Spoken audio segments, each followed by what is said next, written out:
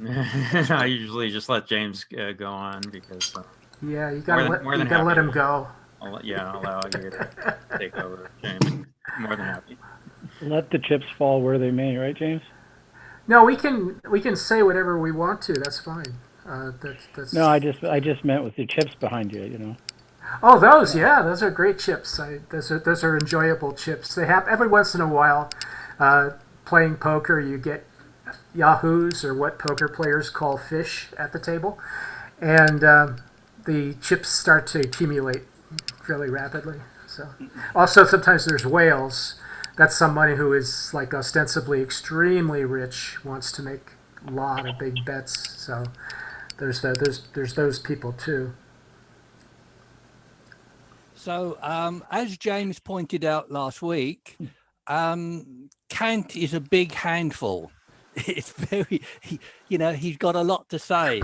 So, what are we going to discuss? Are we going to break Kant into parts? Are we going to, discuss Kant's, moral theory one week, his epistemology, another week, his theory of mind, another? Because to try to attack it broadside is too much to handle. Yeah, we can just. I think we can just concentrate on the content of the course. Like right now, this is about the prefaces, and I've made an outline of what he talks about in the second preface. I think the first preface is probably a little less relevant, a little less detailed. Although I didn't have time to reinvestigate it. The second preface is the preface to the second edition, which means that after the book was published, all of the leading intellectuals, not just his immediate friends, were allowed to critique it. And so books and articles were published critiquing the critique of pure reason. And so he was allowed to, thus, he felt himself privileged and allowed to create a second edition, which, an abridgment. So he created an abridgment to the critique of pure reason in order to answer what he thought were the most positive criticisms and expand on it. I'll just get down to brass tacks. I'll just throw out like 5 or 6 concepts that seem to dominate the text. One of them is dogmatism. Dogmatism is both a target and what Kant says he wants to perfect, believe it or not. Dogmatism is, of course, like the strong adherence to ideas or concepts. The idea of pure reason, it being a kind of a safe space in which a priori knowledge, not actual knowledge of things, but things that are already understood conceptually by the human mind, operate. That's a priori knowledge and its use in what he calls pure reason, as opposed to just reason or thinking. And that's and he also says further about a priori knowledge that that a priori knowledge about objects is what we ourselves put into them. So it's not phenomena. A priori knowledge is not to be confused with any phenomenal activity by by humans, or empirical activity, the opposite of what David Hume calls empiricism. It's what we already know about objects, and he does go into detail. He says this is space and time. In other words, the best example of a priori knowledge is space and time. We already know space and time intuitively without necessarily being able to operate in space and time using our senses. And that's his claim about a priori knowledge. Space and time I tried to think of some other ones so we could have fun with that. Does anybody have any other ideas about a priori? What other knowledge could be a priori? I came up with maybe gravitation, heat could be a priori, things like that. Although heat is very sensible, so maybe not. He has a concept of determination, which he says is. I should just leave it there. I've got about 10 of these things, so that's probably enough to just start a discussion. I should and already we already have this contest about metaphysics. Let me just write down what I wrote about metaphysics here. He calls it speculative cognition. So metaphysics is speculative cognition entirely free from the use of experience. And the quote here is, "For in metaphysics, reason continually falters. But we, quote, do better in metaphysics if we assume the objects of our cognition must conform to our cognition, rather than the other way around." And this is like the basis of Kant's methodology, is that he wants to reverse the relationship between, in a sense, he wants to reverse the relationship between experience and metaphysics.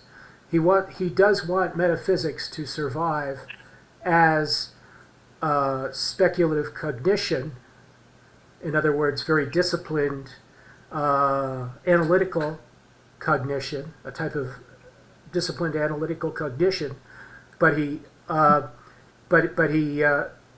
it says it does need to be reformed. In other words, it needs to be shaved quite a bit, down to this idea that, down to the ideas, limited to the ideas that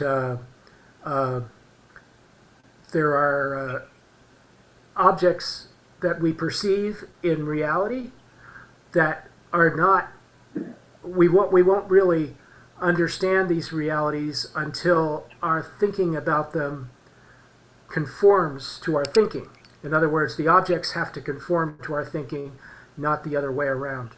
So that's the metaphysical object in Kant. So that's about half of my analysis. But why don't we just start there, since we were already talking about metaphysics and Kant. And what is anti-metaphysical in Kant? That was... who was that? I got 2 pages of people. Scott was trying to say something. Go ahead. Shauna? I thought you were looking for who was trying to speak. I was looking for the guy who said something about metaphysics being wrong according to Kant. That Kant trying to get rid of metaphysics. He was trying to shave it down. He wanted it shaved down to the kernel of truth, so to speak. Well, go ahead, Sean. We're showing that metaphysics is a practice that is a side effect of an infinitizing compulsion. So it turns out that when we use our understanding, we're guided by infinities that we can never meet in the world.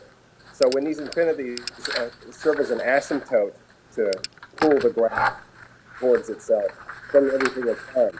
But God, freedom, and immortality, which are the 3 topics of metaphysics, are instances of our guiding infinity being projected into the world and taken as an object. So that's the meaning of cognition for Kant. Cognition must always include something in intuition, which is more or less synonymous with sensation. If you have cognition and there's no object there in intuition, then it's likely a projection from one of these infinities. So the old meaning of metaphysics is God, freedom, and immortality. But Kant invents a new metaphysics, which is, he calls it scientific metaphysics. And this is his story about how physical objects are constructed out of sensations. So there are two types of metaphysics for Kant. There's traditional metaphysics, which is God, freedom, and immortality. And there's his new scientific metaphysics, which is Kant's story about how physical objects come into existence from mere sensations.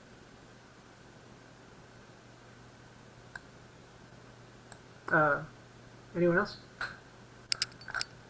I was confused by your examples of a priori knowledge. Those seemed like examples of a posteriori knowledge, like gravity and heat and so on, even space and time. Those are things that we know about from experience. Okay, those are the space and time are Kant's examples. The other stuff that was just stuff I was thinking about. I'm not going to stake a claim on that. I was just thinking about it. I tried to think of how like the second law of thermodynamics is so important in the concept of entropy and so forth. And we know these through mathematics. And what he says, he has an interesting statement about mathematics. He said it's just basically that logic is determinate in mathematics, but the a priori is necessary for the elucidation of geometrical spatial knowledge. So he gives an example of an ancient Greek geometer. I forget which one, Thales, right. So the ancient Greek geometer Thales was trying to resolve a theorem about the isosceles triangle. And it's only until he sort of like not only gave the diagram, but he started to think about what was it that you can't tell about isosceles triangles from the diagram. And, and he said it was something in my mind. It was something that I thought of that caused me to understand isosceles triangles, not the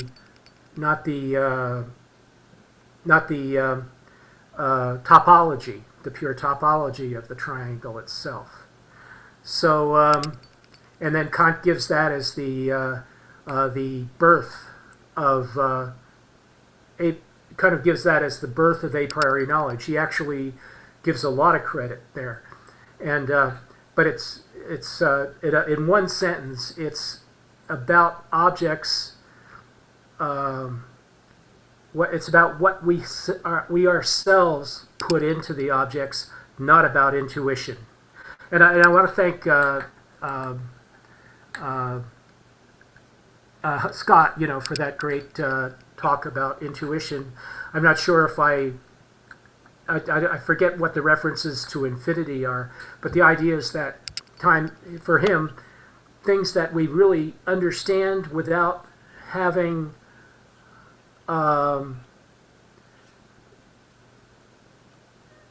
things we understand naturally can be a priori. But I agree. Who was that said that? I do agree that maybe it's not a priori. Maybe we can prove Kant wrong about his claim that time and space are a priori concepts. Peter. I think we should make a distinction here between these different uses of a priori. A priori refers to, it's a kind of a knowledge. So a priori knowledge is knowledge that you can check out by closing your eyes. And for Kant, all a priori knowledge requires intuition. You're going to have an image in there or nothing's happening. And this even includes the principle of non-contradiction. It even includes the law of identity. He has a brilliant passage where he talks about A equals A requires left to right reading rules, and it requires the position of symbols in space. Another sense of a priori is this idea of innate. A what? You're kind of faint there. What is it you're saying? Your sound is muffled. Oh. Maybe just get a little closer to your microphone. Yeah, sorry, Scott. Yes. Another sense of a priori is innate, and so sometimes when he talks about a priori, it can be used as an adjective to describe concepts. Kant's struggle is to come up with a story about how we have innate concepts that aren't yet semantic. So he thinks that Descartes and Spinoza and Leibniz fail because they childishly built in certain concepts that are already meaty. such as unity, God, substance, causality, perfection. These are supposed to be built into consciousness, kind of like an idea that he thinks that this is ludicrous, and he wants to come up with a more sophisticated theory. So what he's going to try to do is say that we have innate concepts, but they're not meaty. They're logical. So we don't have things like substance and cause and God, but we do have things like and, or, not, if, and then. So his trick is to reduce the innate concept list to the logical operators of logic that were being taught in textbooks in his day, which is a little bit different from traditional Aristotelian logic and very different from the Boolean logic that we do today. But he thought that because logic hasn't backtracked and because it hasn't grown, that it's a complete science. He thought that the evidence that logic hasn't really changed since Aristotle was a sign that it's perfect. So logic, arithmetic, and geometry are examples of synthetic a priori knowledge. Okay, Scott, the meetup is really large, so we're just going to have people speak when I call on them, or unless somebody else wants to take over that job. Peter McLean was next.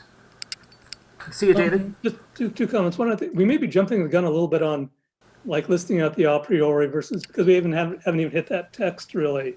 And technically there are 17 a priori items in Kant, 2 forms of intuition, 12 categories, and 3 pure ideas of reason. Yeah, I agree. He does expand on the list once he gets into it. I have David, then Grace. Okay.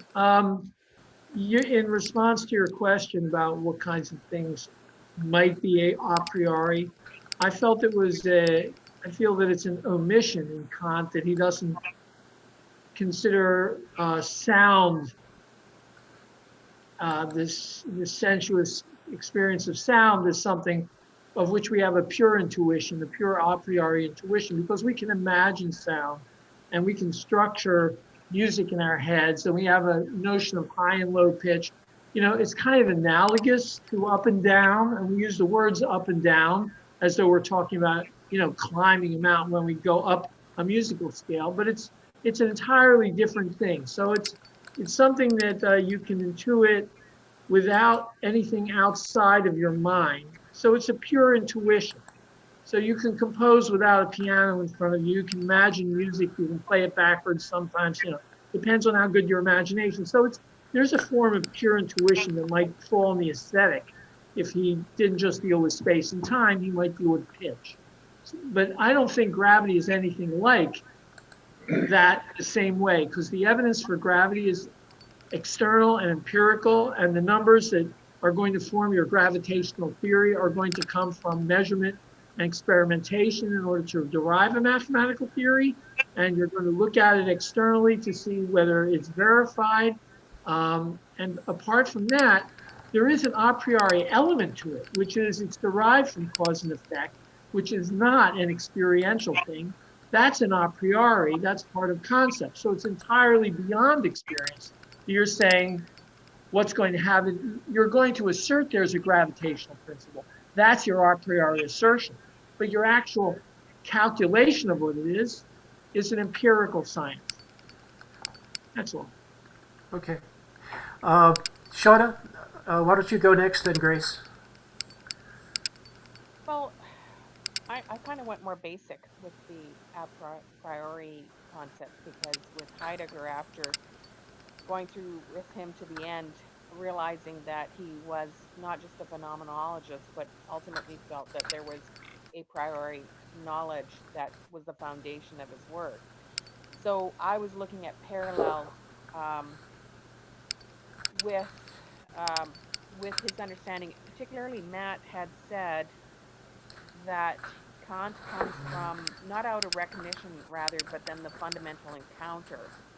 So I was just trying to parse how far he went with feeling that there was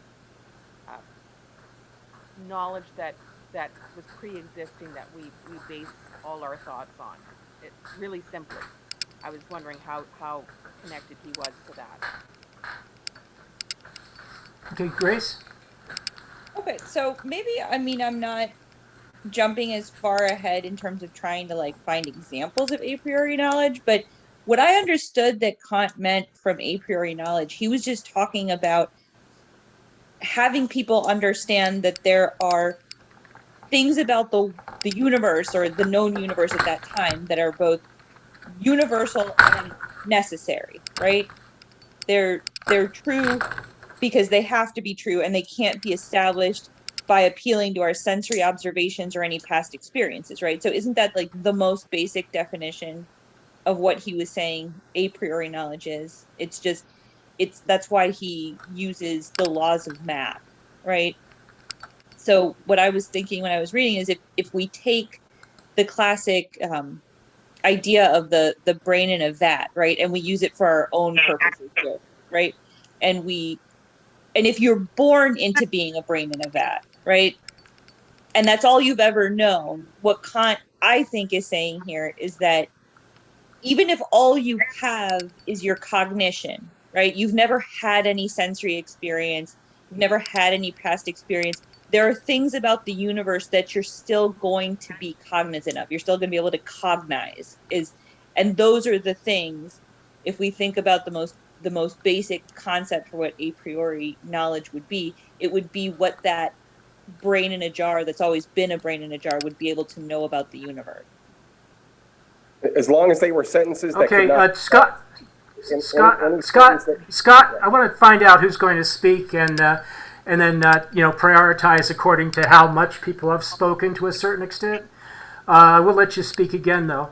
On this topic, I was just wondering, if anyone wants to speak, they can either.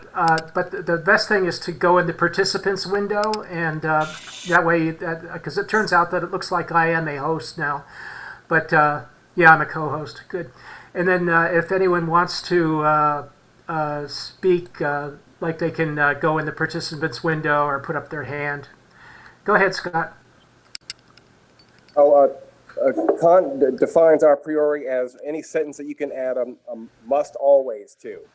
So if it's a sentence and you can truly prepend must always to it, then it counts as a priori knowledge. So 2 + 2 must always be 4. So that the internal angles of a triangle must always be 180. So that counts. So necessity, he says, is the sure sign of a priori. And because of Hume, the only way that you can really ensure necessity is to make sure that it's a condition for the possibility of thinking whatsoever. If it's external to the head, then it's always vulnerable to falsification. So Kant's solution to making must always sentences invulnerable is to make them conditions even for thinking itself. Okay. I'll go ahead and move it forward a little bit, talk about some of the other concepts in the prefaces. He talks about knowledge, but he only doesn't speak about truth very much, only in general terms, like how the truth came to be known, things to make a point about the superiority of intellect of certain historical persons and so forth. And he does give a lot of rope to science. He says that in nature, reason needs to be based on laws and principles such as experiment. So we talked about metaphysics a little bit. And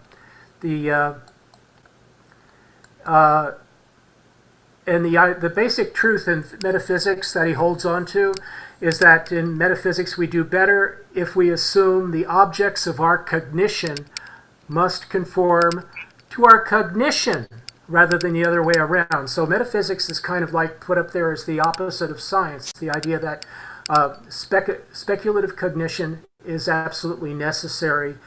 We can't do without it because it's what he calls pure reason. So basically, the critique of pure reason is the critique of metaphysics, so to speak. But he does allow that one shred of metaphysics to survive. The the concept that objects of our cognition must conform to our cognition, unquote. The methodology here is based on the assumption that our cognition must conform to objects. Kant reverses this, and he proposes that objects must conform to cognition. A priori cognition wants to know something about objects before they are given to us. So in other words, he doesn't want a priori, the label a priori never applies to intuitive perception. It's only for objects prior to being given to us through perception.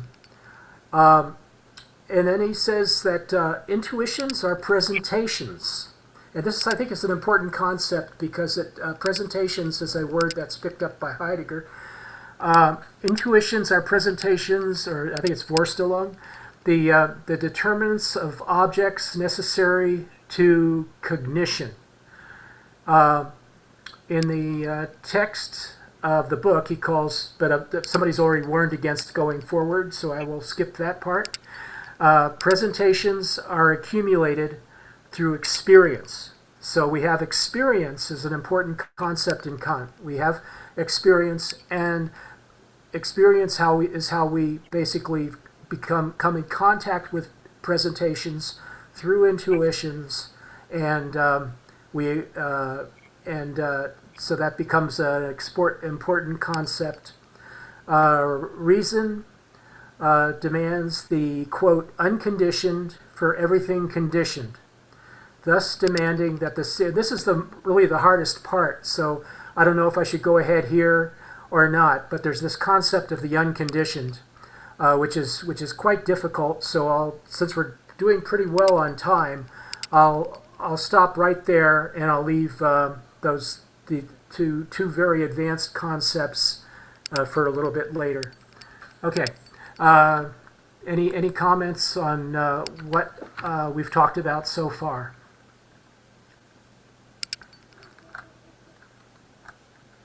Nick.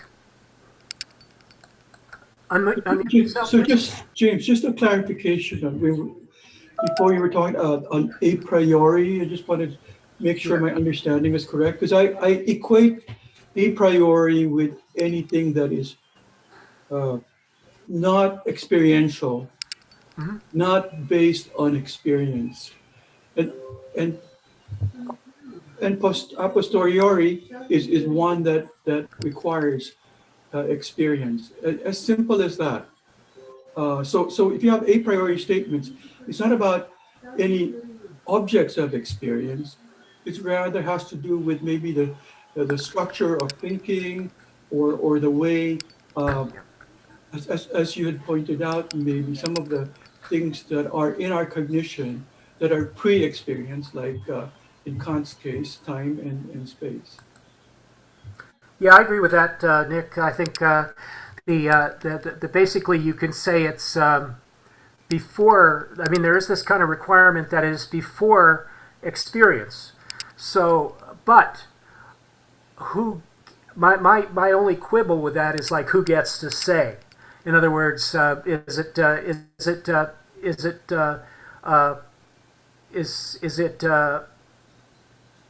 it's something that he feels that is not tied to experience, and but it's because, in addition to not being tied to experience, it comes before anything has been experienced, like you said. So yeah, it's a worthwhile quibble because we don't have to have experience, according to Kant, to have a priori knowledge, and his feeling is that a priori is a very, very important concept because it delimits what is contained in pure reason. It's, in other words, it's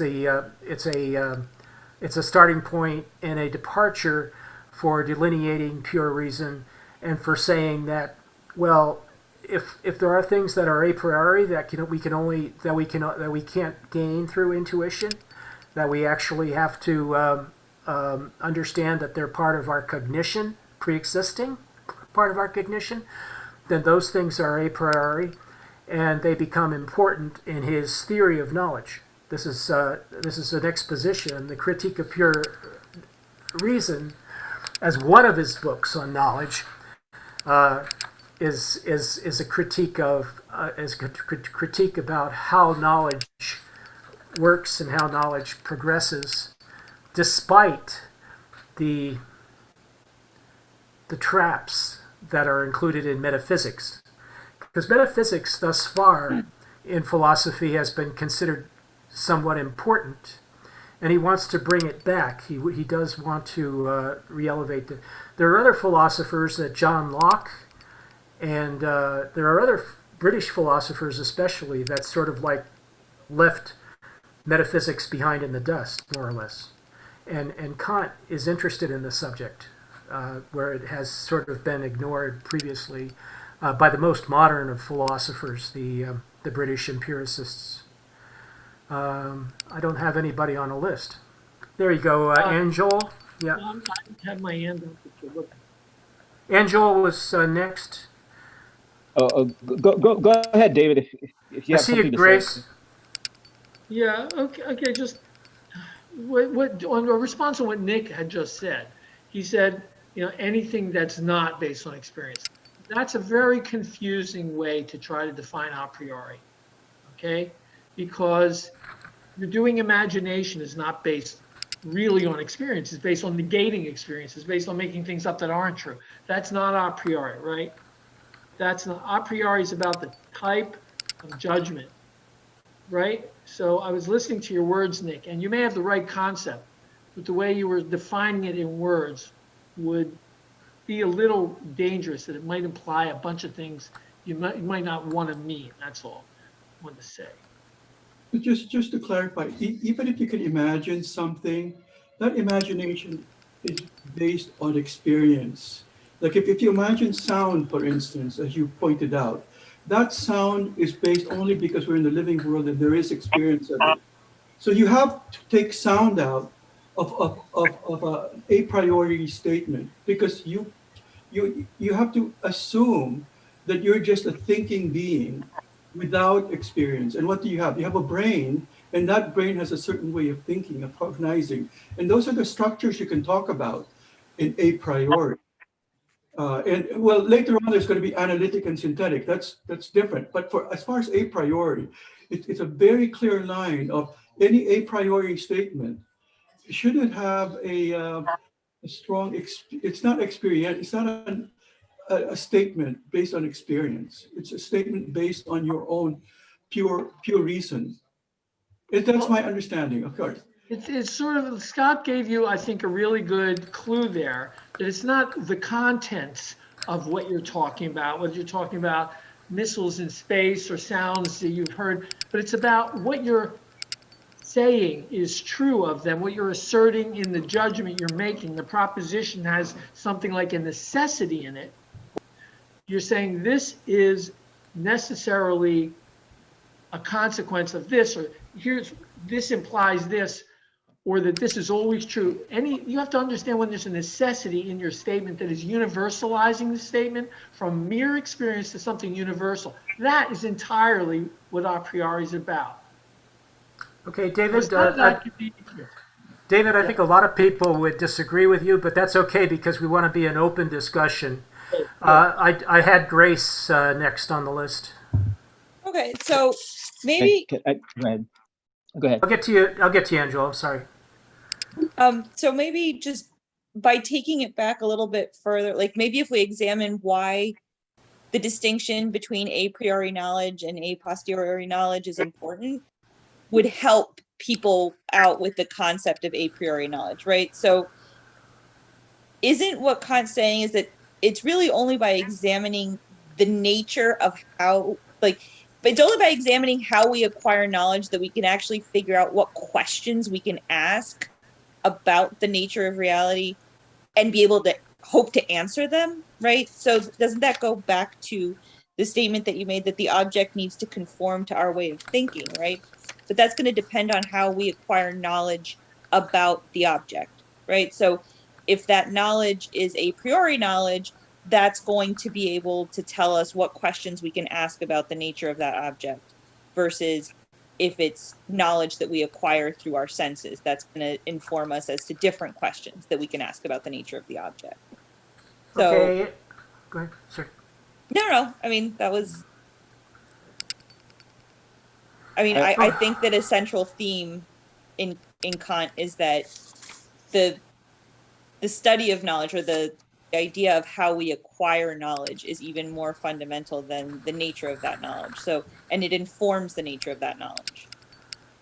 Okay, I got Angel, then Jason, then David Jackson. I just have something just kind of quick. Just an example. I'm not sure if the example will work, but when I think of Kant and his a priori intuitions about space and time, especially space, is this that, does it make any sense to say I could experience an object independently of space?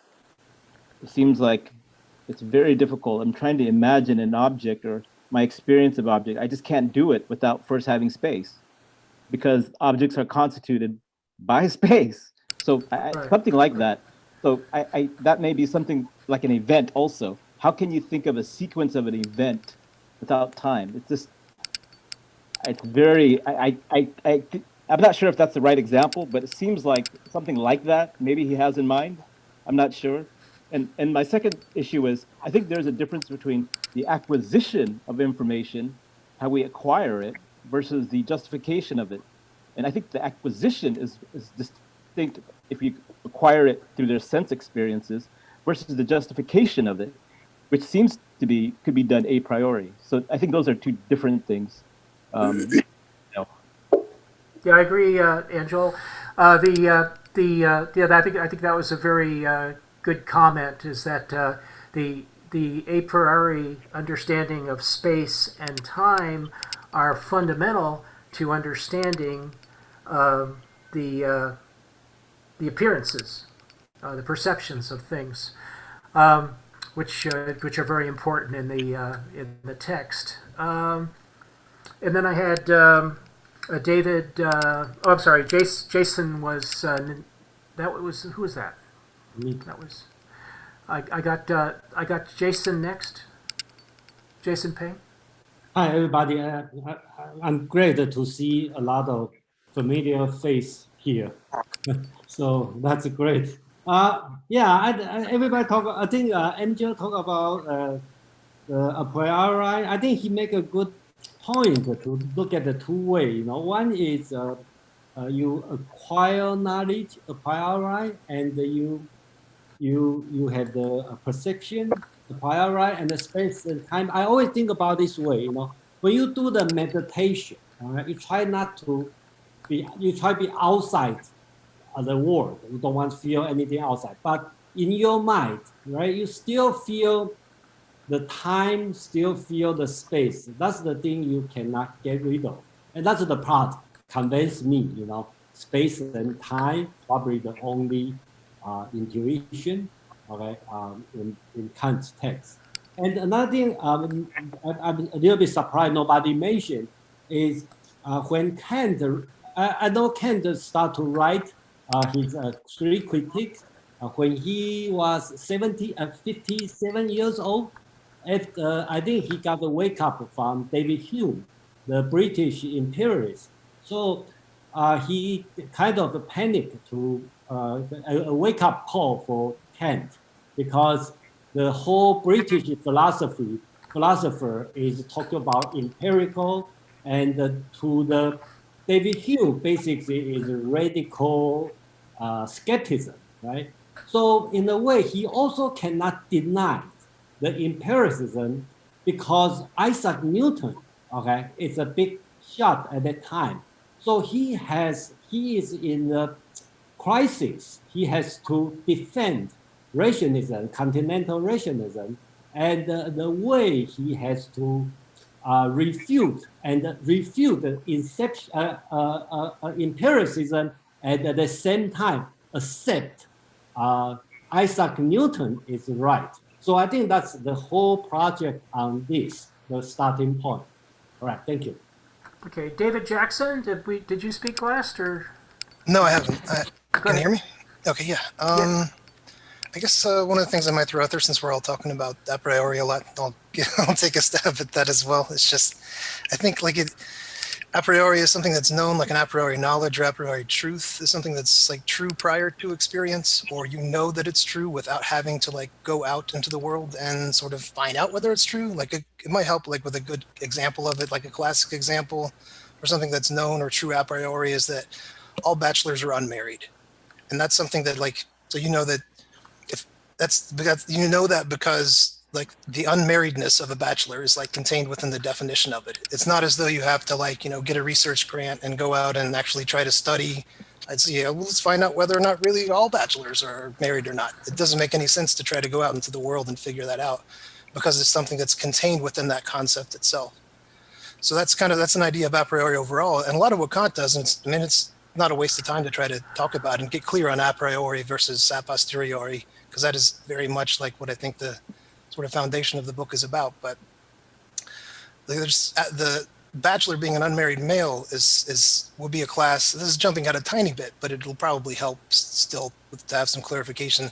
Like that's something that's we don't have to go out into the world and experience it in order to know it's true because it's analytically true. Like that's contained within the definition of a bachelor. Whereas there are some other things, and this is kind of what Kant's putting forward as sort of his like revolutionary idea, part of his revolutionary ideas, that like there are things that are synthetic a prioris, things that actually have content, that actually have knowledge there, but are known with certainty prior to experience also. And some of the things he puts forward, like there's controversy, I'm not sure myself whether or not they're really synthetic a priori, but classic examples of those would be like 2 + 2 = 4. Like we know that with absolute certainty, and yet Kant claims, I don't think it is, but Kant claims that that's synthetic a priori. It actually has content. Things that do seem to have content are like the truths of geometry, like the shortest distance between 2 points is a straight line. Like that is something that's known with certainty. You don't have to like do experiments in the world to see it's true. Like once you know that's true, you know it's always true. And that's an example of a synthetic a priori for Kant also.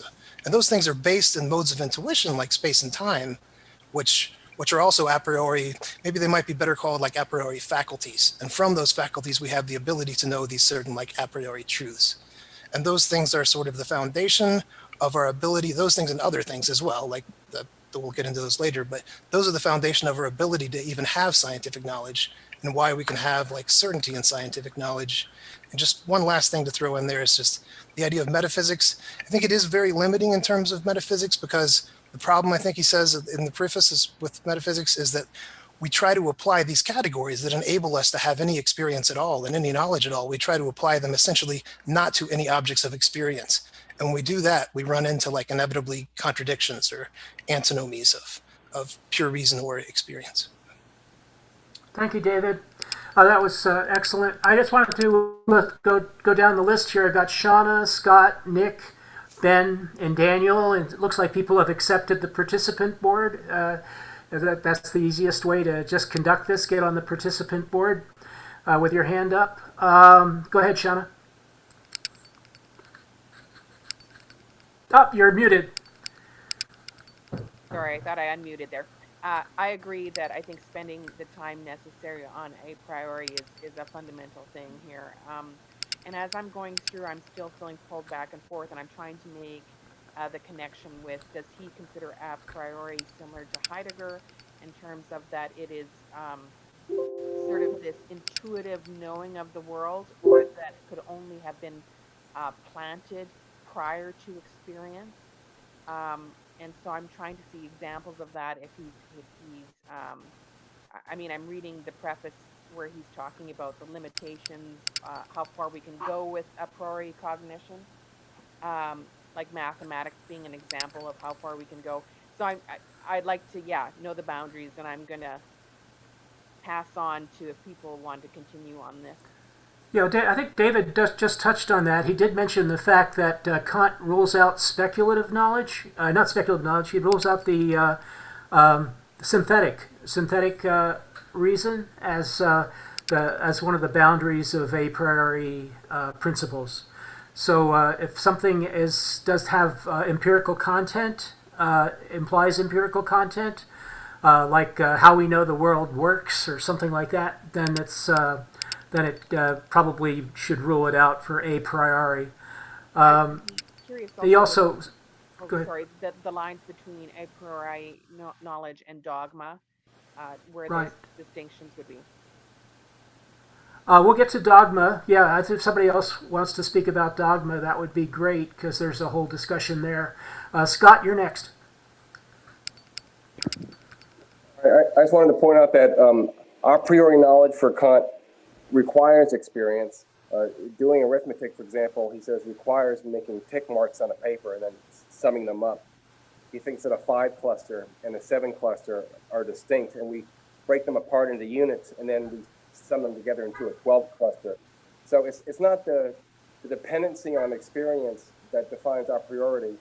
It's the fact that a priori knowledge, we know that it can never meet with a counterexample. It can never be falsified. So it's a vulnerability issue, and not an experience issue. Yeah, everything requires experience. Even understanding the law of identity, we would have to demonstrate using our imagination. Okay, Nick, you're next. Nick, you? Yeah, okay, sorry. So I wanted to get some help on a passage on this book, page 112, if I can read that passage and maybe you can help decipher it or parse it. Is that okay? James? Is that in the oh, I'm sorry. What is it? Is that in the Cambridge translation? Yeah, Cambridge translation. Okay. Yeah. All right. It's on page 112, and this is might be starting to touch on the condition, unconditioned. So you have to click, if you want to, you can click share screen and show it. But it's actually, that's for online sharing. Never mind. Yeah, go ahead. Go ahead and read. Yeah. Okay, but herein lies the experiment providing a checkup on the truth of the result of that first assessment of our rational cognition a priori, namely that such cognition reaches appearances only, leaving the thing in itself as something actual for itself, but uncognized by us. For that which necessarily drives us to go beyond the boundaries of experience and all appearances is the unconditioned, which reason necessarily and with every right demands in things in themselves, for everything that is conditioned, thereby demanding a series of conditions as something completed. So I have a hard time kind of parsing that completely. First of all, the idea that our cognition only can reach to appearances and can never hit the thing in itself, can never arrive at the thing in itself. That seems like a very strong assumption without any proof or without. Where is that coming from? Why would Kant make a statement like that, unsupported even? Yeah, this is interesting because this is basically one of the claims of Kant that the unconditioned exists in our presentation of objects. When we have objects, we have determinative qualities which are conditioned. We say they're conditioned. They're, in other words, they're conditioned by experience. They're conditioned by appearances, and these are the conditions of objects. However, they are not the only conditions. And he says if you really want to understand an object, you need to have an unconditioned principle. You need to bring in something about the object that is unconditioned. Like we know that fire is hot and fire is bright, but yet there's something unconditioned in fire that remains yet to be discovered, and perhaps it is something that we hold inside we can hold inside our speculative reason. So this is where speculative reason is elevated in Kant, and because it's essential for understanding what he calls the thing in itself. And he doesn't mean that there's a special kind of thing. He just means the thing as such. He just means he just means that it is the thing. It's not what we say about it. It's not our presentation of it. It's the actual thing, the thing in itself, which is beyond our our experience. It's beyond our experience. We can't touch it. So go ahead, Nick. Finish your idea.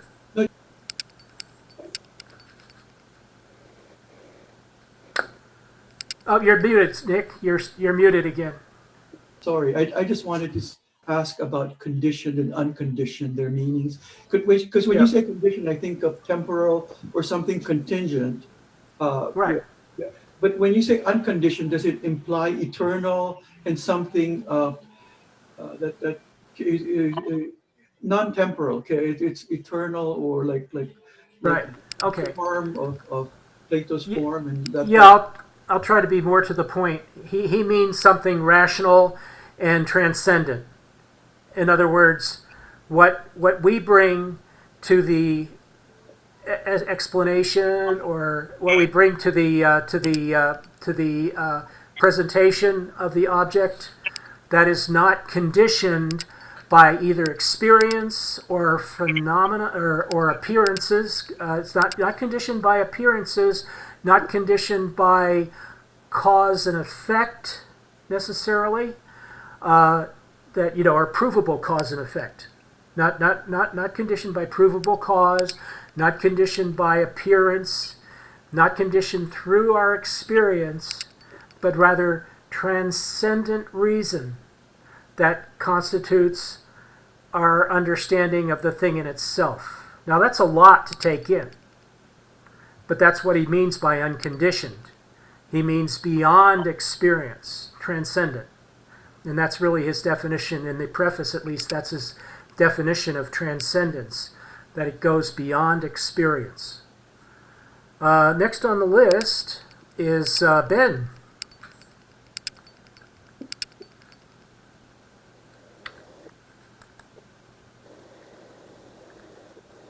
Ben? I lost. So the conversation has wandered quite a bit since I was since I raised my hand, but I was thinking about I think it was Grace's thought experiment about the brain born into the vat, or a neonate that's immediately put in an isolation tank, which I think is related to Scott's point that a priori truths are not actually non-experiential; they're just necessary. Because I was thinking about that thought experiment. It seems to me very plausible and probably consistent with neuroscience that if you put a neonate immediately into an isolation tank, it would not have any a priori knowledge. That in order to have the concept of numbers, you have to have experiences with a number of things. In order to know that logic exists, you have to have the experience of problem solving in the world. And so you do need experience in order to have a priori knowledge, it seems to me. But then I'm trying to puzzle over this idea that time and space are a priori, and I can't really think of any statements you could make about time and space that are necessarily true. Except for tautologies like, if X happens after Y, then X is younger than Y, or something like that. Is that what Kant has in mind when he says that statements about time and space are a priori?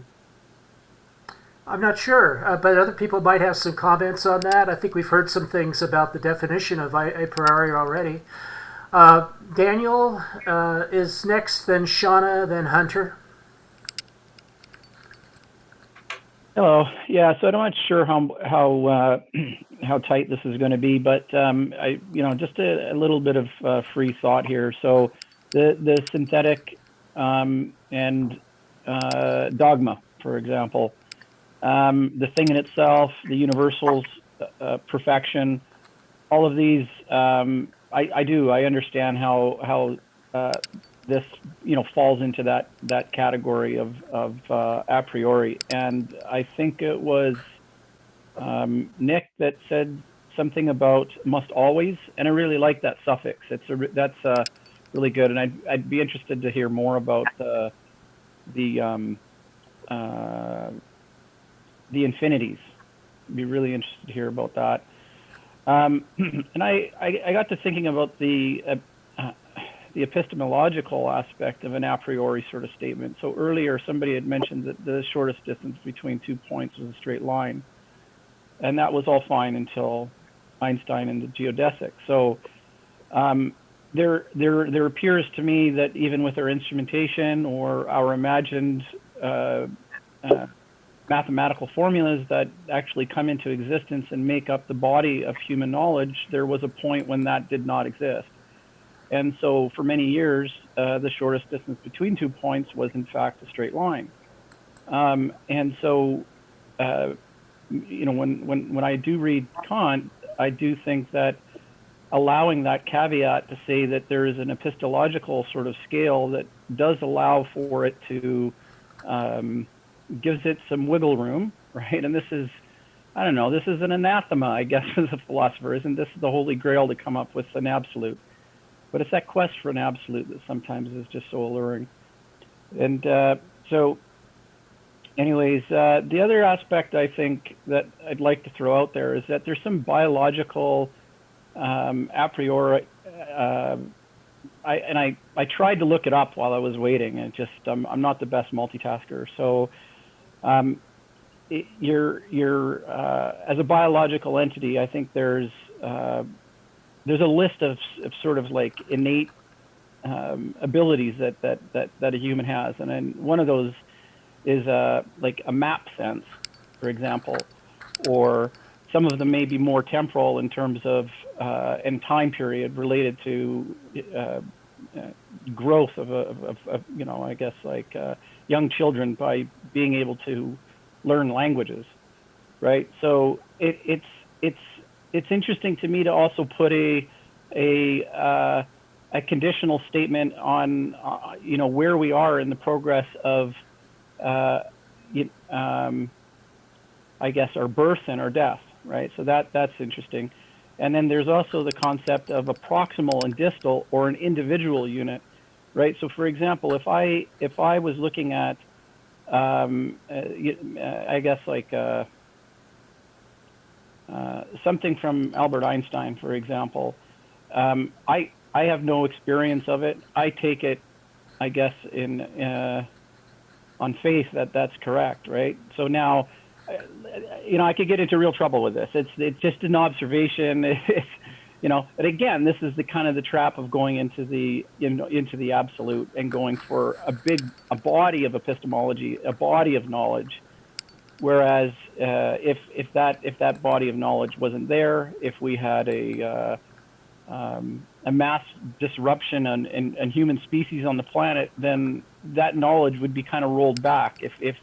If the collective knowledge of our species didn't contain the mathematical truths that we had invented, created, whatever. It's just interesting to me. So.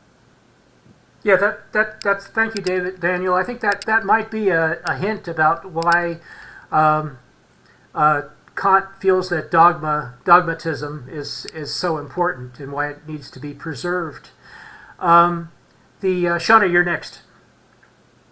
Yeah, so I guess maybe because my background is limited, but my first exposure has been to Heidegger. It's hard for me not to see Heidegger a lot when he speaks about intuition of objects. So just prior to where Nick was reading on, in the area of page 110 and 111, and then moving into what Nick read, he's talking about this intuition. And to me, a priori is speaking to this same concept as Heidegger, that for whatever reason we have some understanding of how the world hangs together, and that when we see objects, they fit within this, and it's not a logical base. So even with the, I'm trying to use Grace's example of the brain in isolation.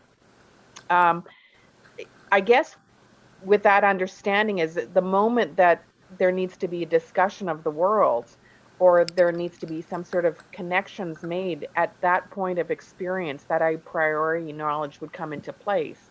I'm not sure. It's a unique thought experiment, but ultimately there seems to be this pre-established understanding of the world that doesn't necessarily tie into reason. And so I'm curious to know how close that is to Heidegger's concept.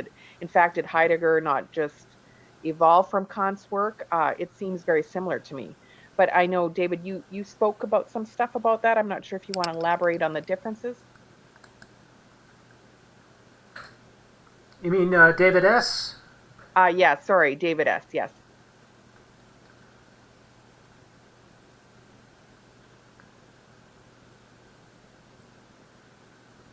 Well, I'm out of turn if I go here. No, but I mean you're called out, so I'm willing to let someone who gets called out speak once at least. Yeah. Well, I mean, what's the specific question you want to just reflect on? To me, when I'm reading through his work, I see it sounding a lot like Heidegger. I see that basically Heidegger's understanding of a priori is it, more or less this idea of we come into the world as it hangs together, and we have this this historical, we come into world already put together. And so we have this. Yeah, I hear where you're going there. Yeah, I think you see what we're doing is Heidegger knows this stuff like the back of his hand. And he's, I think in a certain sense, going to fully agree with Kant and then completely take other things into account that are not really in the purview of this critique, because Kant wasn't examining any of the stuff, the philosophy that Heidegger is looking at is, to me, in a sense, a real refinement of what's behind the way the thinking of Kant, everyone's thinking works, but it wasn't Kant's concern. Kant was trying to make a science. He was trying to make a science of thinking and tell you where all the existing sciences and metaphysics, how they all fit together and what their regions of expertise are and why they can't interfere with each other and why they're right in the ways they're right. And when they ask stupid questions, why they're confused. So, and it's not ever supposed to change just because you discover something in science. It's about the way all that thinking is being put together. That's what is metaphysics. Okay, and I just wanted to really just throw in one sort of clicker. It's Heidegger is not concerned with reason; he's concerned with being. That's all. Just sort of like different empires. He kind of like was mapping out his own empire for consideration, and did waste a few words on how this differs from Kant. Hunter, you're next. So I guess I would speak about this sense of experience and dogma, and how inherently as experiential beings we cannot fully disassociate ourselves from the corruption of dogma, but it is the goal to which we must strive for. And I think that's part of what he's getting at, is that it's this quest for the absolute, the infinity, like Scott said. It's this idea of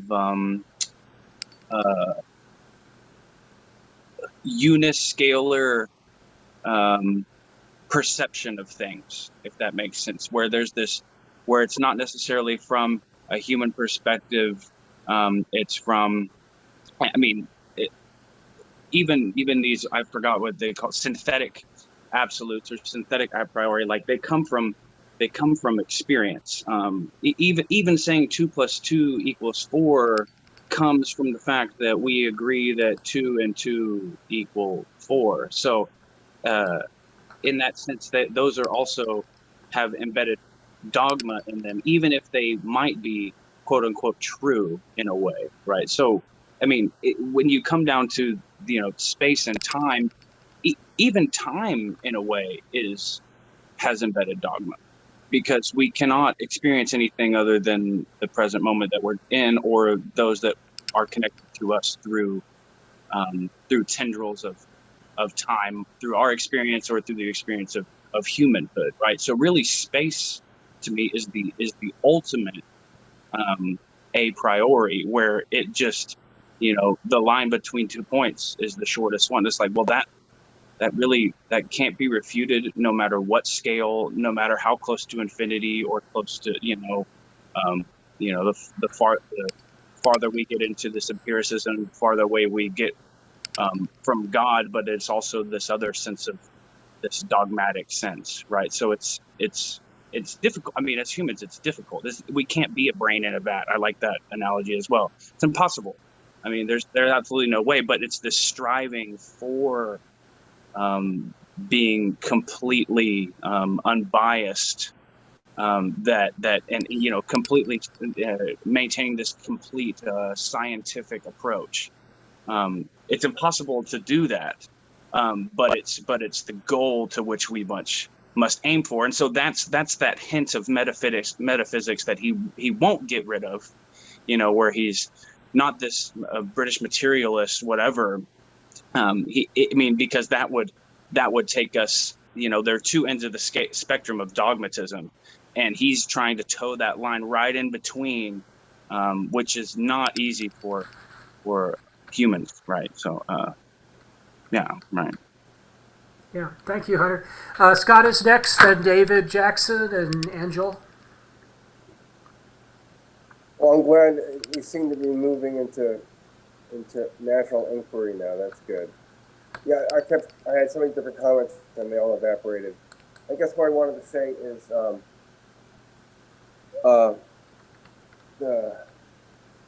the great goal of this of rationalism is to have certainty.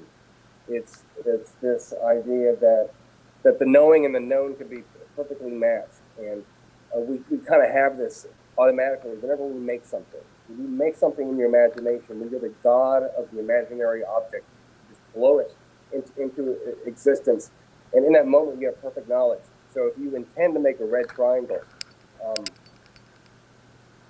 and then I ask you, are you sure that that triangle is in fact red? Because there could be a mismatch now between your assertion red and what's in the object. You're like, no. In this case, the red was prior to the positing. I had red in mind prior to my act that created the particular. So now that's what knowledge is. It's a relation between a particular and a universal. When you make the red from yourself, then there's no room for error, and that we have certain knowledge. Now, so that's the model of a priori knowledge. That's God's knowledge, and that's what perfect knowledge is for Leibniz. And now, so what's necessary? What's necessary is what's impossible to think. So if something is impossible to think, it's necessary. So this is the background that Kant's coming from. So how do you get that high grade necessity about things out in space and time? That's the question of the critique is Newton has shown it. Hume says it's impossible. How is it being done? We kind of know how logic works. It's impossibility. You can't think that the batsman's married. Boom, your head explodes. So it has to exist. You can't imagine yourself away when you're doubting. You can't. When you're doubting, you're just poof. You force yourself into existence again. So you're looking for these things that are self-reasserting. This is what Hosea Roy said metaphysics is. Metaphysics is special sentences. They're sentences that when you deny them, they vomit themselves back up again. They're self-reasserting. So Kant is looking for something about experience that has the high grade of geometry and logic and arithmetic. And he's going to use what Descartes does. He's going to show that you go insane unless certain conditions hold.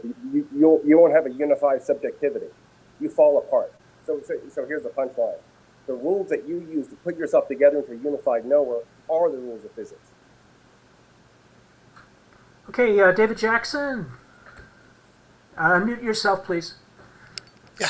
I just wonder if there are people, a few people were asking about like the relationship between like Heidegger and Kant. I think it's pretty interesting, especially like the relationship between like Being in Time and Critique of Pure Reason. I haven't read it, but I know that like Heidegger has written a book, like it's kind of his own rereading of Critique of Pure Reason. In a lot of ways, like the texts are very similar, and that like both are sort of, I guess, an analysis and exposition of, I don't know, I guess the a priori conditions in a way of like a transcendental subject.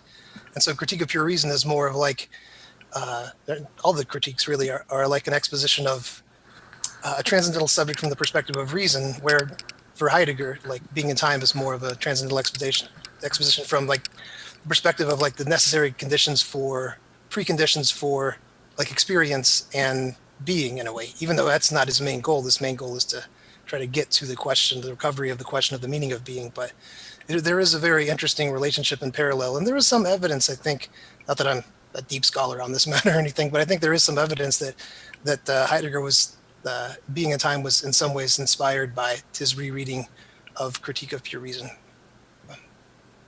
Okay, Angel? Oh, okay. Well, I'm just trying to think of examples so I can just get my mind around some of these ideas. Well, with math, I mean, I think, as a child, I could grab objects and feel them and count them. But I think as we grow, we kind of grasp the concept. So I don't really need those physical objects anymore. I mean, I acquired them empirically, but I think my justification of understanding what 7 + 5 is or whatever math, it's possible to I just grab it, the concepts, in a way that it just makes me see that it's impossible to be otherwise. I'm not sure if that's a kind of example, but again, I think one is a kind of an acquisition and the other one is kind of a justification.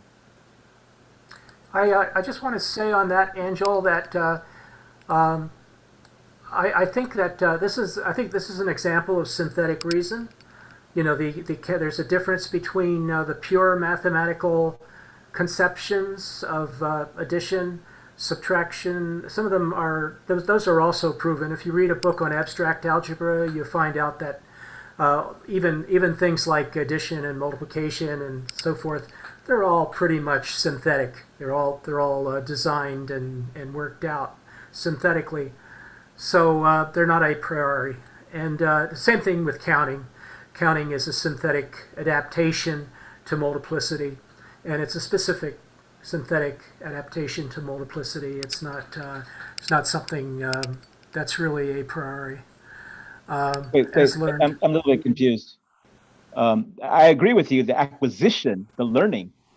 Yeah. I would agree with you, but it doesn't seem like I need I don't think I need physical contact when I understand certain numbers or how the relationships between them. And interesting. I had a 3-year-old that was very gifted in math, and people would accuse her of not being able to actually count as well as she could count.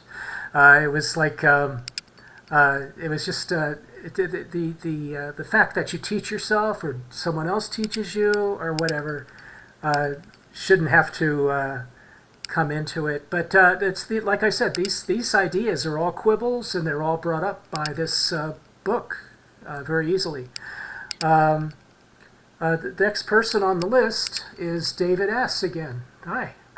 Yeah, just addressing what Angel was talking about, and it's come up before, that 7 and 5 is 12. That looks like, for a mathematician, it's an analytical statement that you could deduce it analytically, but it's not. The concept of 12 has nothing to do with the concept of 7. You think of 12, maybe think of 10 and 2, or maybe just think of a dozen things. Doesn't in any way involve you with the number 100. So to say that you can synthetically connect it to, well, it's 100 minus 88. You're synthesizing all kinds of knowledge. You could do that in your head all day. You can invent mathematics day and night, right? So, but you are doing a priori synthetic reasoning.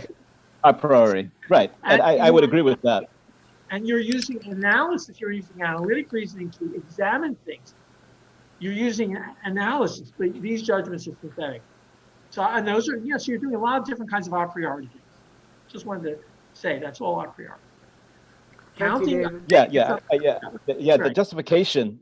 I think the justification, that synthetic a priori, I have no quibbles with that. It's just that small children, when you first learn it, perhaps you acquired it synthetically, experiential, a priori, or a posteriori synthetic.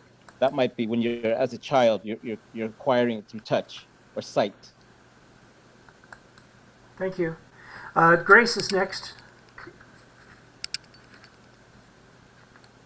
So just to jump on the conversation that was just being had, maybe it would be easier to, if we thought of what Kant was talking about in terms of like a priori and its relation to math, if we disconnect from the numbers and think more about like the types of math would be that would be a priori, would be more like the proofs involved in like symbolic logic or something, like these relationships between things, right? So not so much 1 + 1 = 2, but more like the equations and the proofs that we work through in symbolic logic. Oh, that's a good question. I think that's an open question. Does Kant think that logic, symbolic logic, if you want to take logic at its time, could that be an analytic a priori rather than synthetic? Now, that's an interesting argument. So that's what I've always considered his. That's a very good question. Yeah, so that's what I've always considered to be what in his mind he was referring to when he was talking about the laws of mathematics and things like that. It was more like the relations between the things and not the numbers themselves. Might help with a particular Whoa! Put up your hands, guys. I'm just talking to both of them. It might help if you talk about a particular proposition. Then we can parse what you're saying. Well, the proposition is 7. I mean, what is the type of reasoning that conditions knowledge of the number 12 when you're a neonate? The idea that you're not being taught, you just someone who happens to know the number 12, and I think that's really fishy. I think you already know a lot about mathematical concepts before you know the number 12. So it's kind of that was kind of like what was under discussion, and that what part of Kant's I think what Grace was talking about is that it comes under this idea of proofs, which Kant talks about in the preface. The proof is a method by which we get, or specifically him, he says the proof is the method which I use to come up with my analytical deductions. So the deductive side of Kant is expressed through his proofs. All of this is a product of logic, and at least the idea of analysis and proof, those are all products of logic. So when we talk about logic, we're talking about how language, even mathematical language, contributes to knowledge. In other words, how synthetic ideas are formed through mathematics and language, for example, is we call that logic. And he has no bones to pick with logic. Logic is just simply what causes his sentences to hang together and gives him the rules for putting his proofs on the page, so to speak. So I don't know if that answers your point, David, but I think that's what Grace was referring to. Do you agree with me, Grace? Yeah. Symbolic logic. I mean, I think that a lot of that is what he would consider somewhat innate. Okay, Scott? Yes, so this issue of analytic versus synthetic versus math. So Kant defines analytic judgment as one whose truth is secured just by an act of positing and logical impossibility.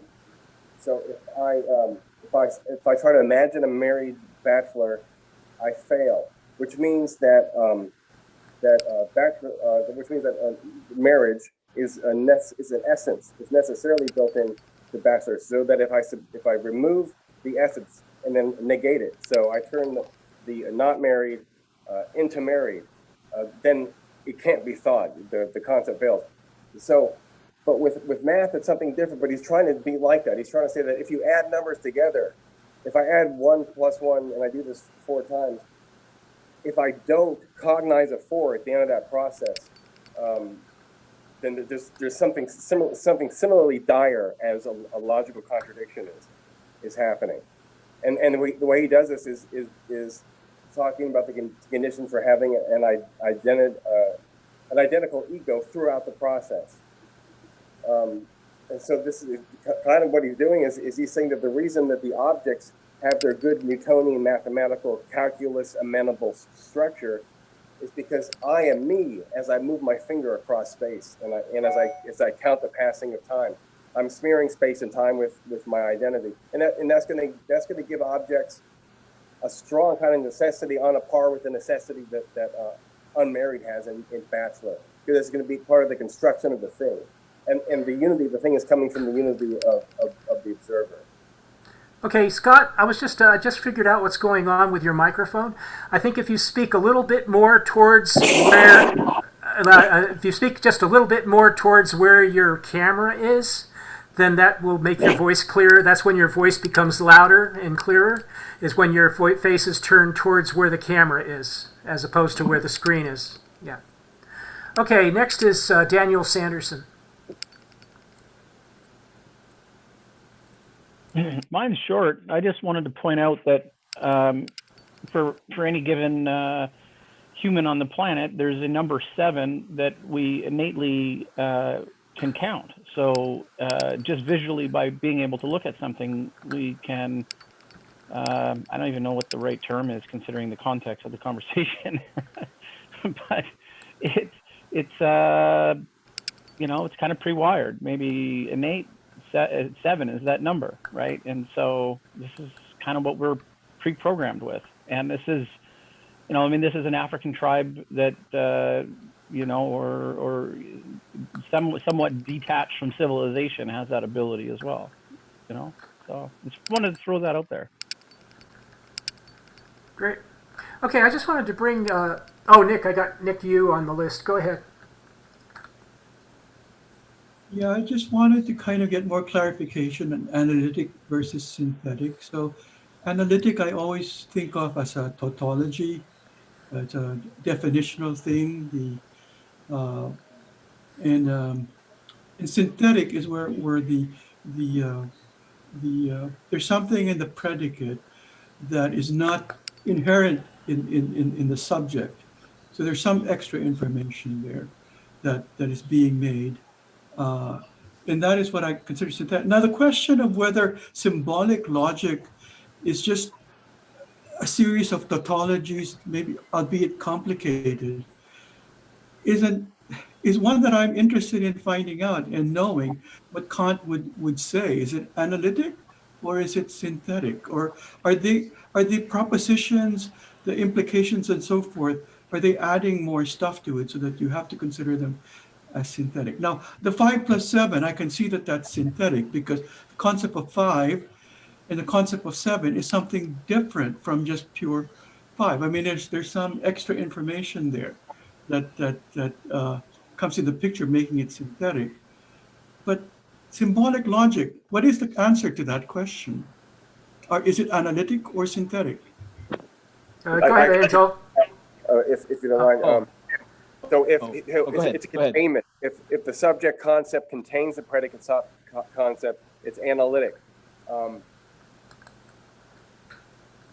Yeah, that's it. That's it. It's I'm sorry. So for Kant, actually, A equals A is synthetic, and the law of identity is synthetic because these involve symbols in space. So if you articulate the principle as a symbolic principle, then it's a synthetic mathematical entity. But if you're subtracting parts, you have to see the subject as a collection of parts, and one of them is unmarried.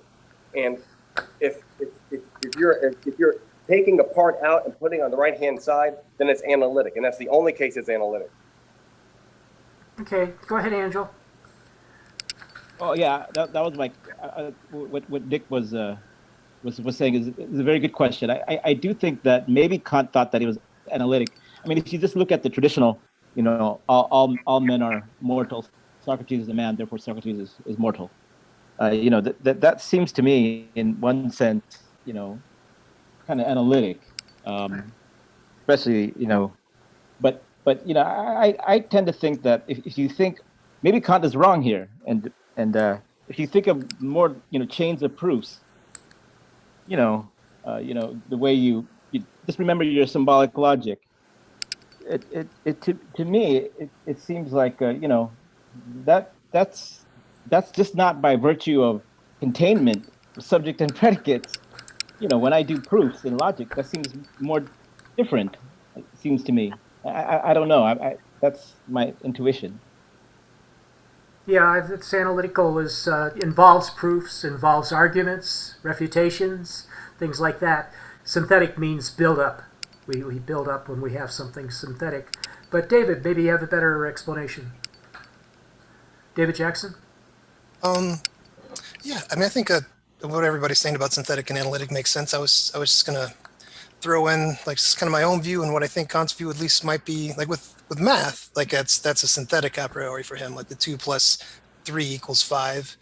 Like for me, for what it's worth, I definitely don't have a deep knowledge on mathematics, but like that's always seemed like I think this is from Wittgenstein, like that it's a tautology. It's also from like how I learned math in first grade. Like they basically like make you draw like little lines if you imagine it to be in like a base 1 system, where instead of like, instead of saying 2 + 3 = 5, you say 1 1 + 1 1 1 1 = 1 1 1 1 1. So you can like imagine that drawn out. And basically like that, that's true because it's essentially a tautology. It's essentially another form of like A = A. So and I've always thought that was, an analytic truth, like simple addition. But geometry, the truths of geometry, it does seem like the concept of a like shortest point is not contained really in a straight line. So that does seem synthetic, and other aspects of geometry, even more so, seem like they actually have knowledge within them, and yet like somehow we know them with certainty. So it's interesting. And as far as like logic goes, I'm not sure what Kant thinks about that. Like, I think the categories of the understanding, it's been a really long time since I've read the critique for the first time, but I think like a lot of the categories of the understanding, like quantity, quality, relation, modality, I think those are basically like logical categories. But so I think based on where they're at in the critique, I think he might think that they're synthetic, but I'm not sure about that. Okay, I have Nick. Nick raised his hand. So just to wrap up, I'm kind of more guessing that Amjol is right in that the symbolic logic would be more analytic for Kant, if I understood him right. And one of the things that reasons I say that from secondhand reading and from Wittgenstein, when Russell created the Principia Mathematica, which is essentially modern day symbolic logic, and Frege based arithmetic on that Principia. He thought that he had made the arithmetic a tautology. In other words, it's all analytic, but really they had to add in a few assumptions in order to have that steady stream of continuity from the Principia to arithmetic. So indeed, as far as arithmetic, that's synthetic, but as far as the symbolic logic itself, it seemed like it's analytic. It's just a one stream of complicated tautologies. But when you string the proofs together, one following another, it becomes a tautology. Now, something that Scott said kind of surprised me, because he said that A = A is synthetic. And that kind of, I'm scratching my head on that, Scott. That seems like it's a law of identity, law of contradiction, which is a very basic analytic a priori. Yeah, it's a different kind of contradiction. That's the problem. So when you're doing analytic judgment, you have a meaty concept like dog, cat, Socrates, and then you're analyzing into parts. The parts are already there, so that if you posit Socrates, you've already posited many, many sub-things. And an analytic judgment is one where you extract a sub-thing and then predicate with it. Like all red triangles are red. That's analytic because the red's already built in. Now, the reason that A = A is a synthetic truth is because there's no containment going on. You're not thinking the predicate in the subject. What you're thinking here is the identity of two putatively identical objects, because strictly speaking, the A on the left and the A on the right can never be identical. I don't care how much opium you've taken. Your imagination is going to fluctuate somewhat. So the two relata are going to be, as particulars, they're going to be different. You are by fiat declaring. It's like let, like in computer programming, let. You're saying let A = A. You're saying I declare that this and this even though they're different posits in time, and by Hume that makes them strictly different. Any two frames of the film, because by virtue of being on different frames, they're automatically different. So those two A's have to be different.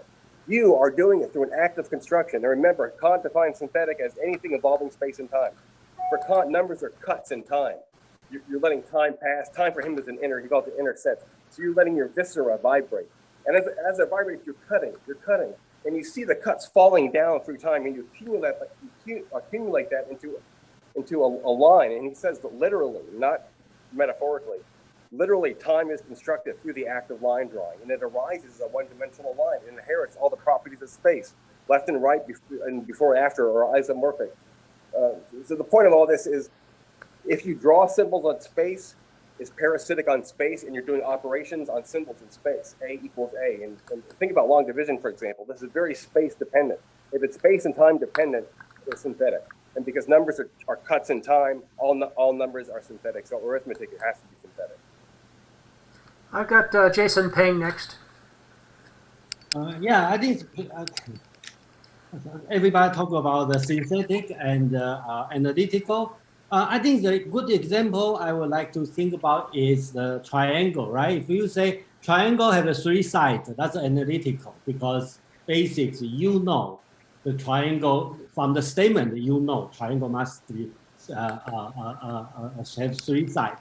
But you say the sum of the 3 angles is 180 degrees, which is analytical, which is not analytical, it's synthetic, because it requires some development, some adapt, some work on that. So it's not analytical.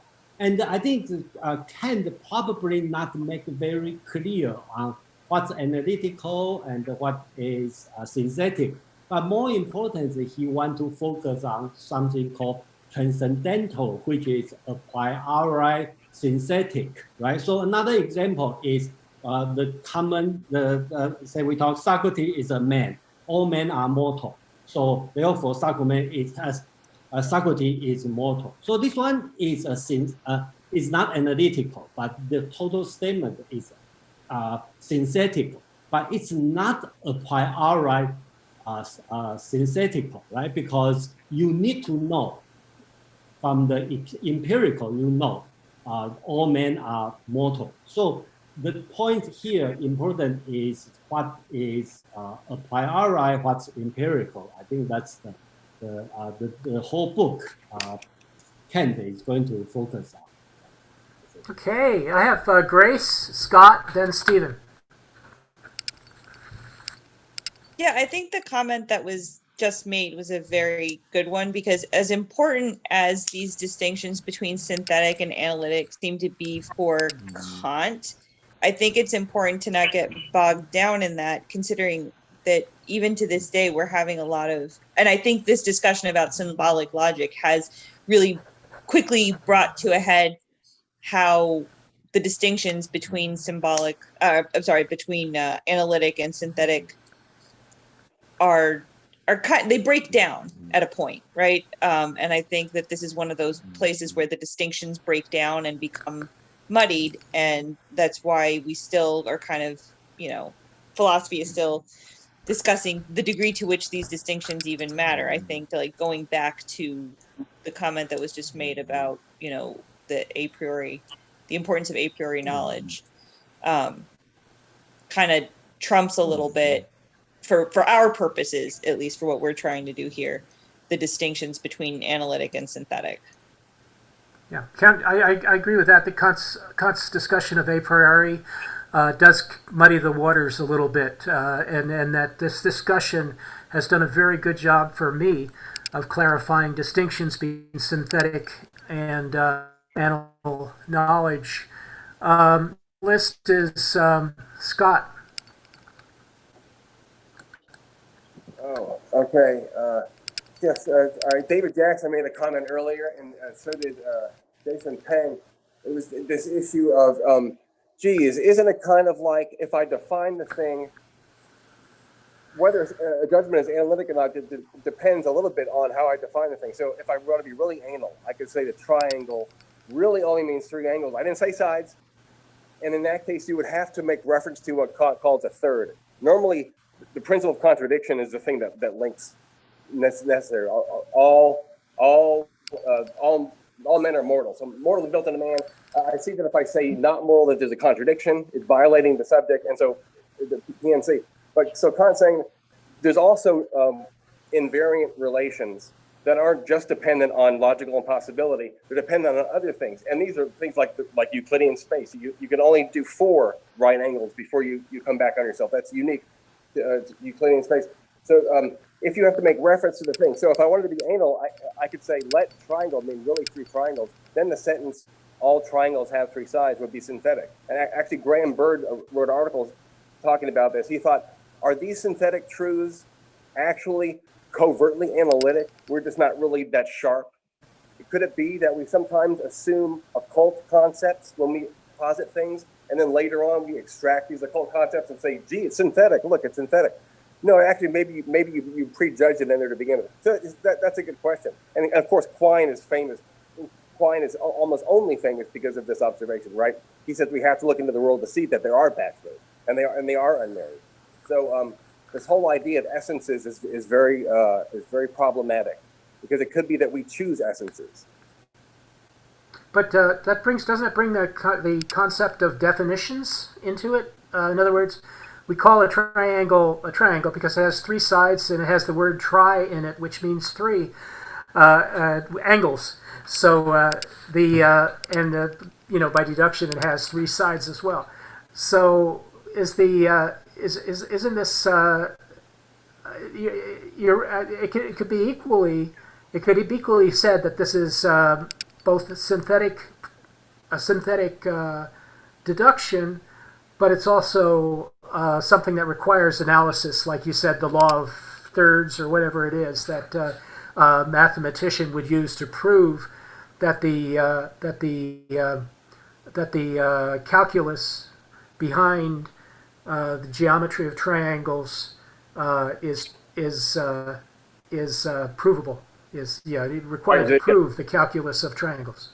Yeah, to prove that it's impossible, to prove that the negation of that predicate is impossible. You can't pull 4 sides. You can't have a triangle and do it. You just can't. It's impossible.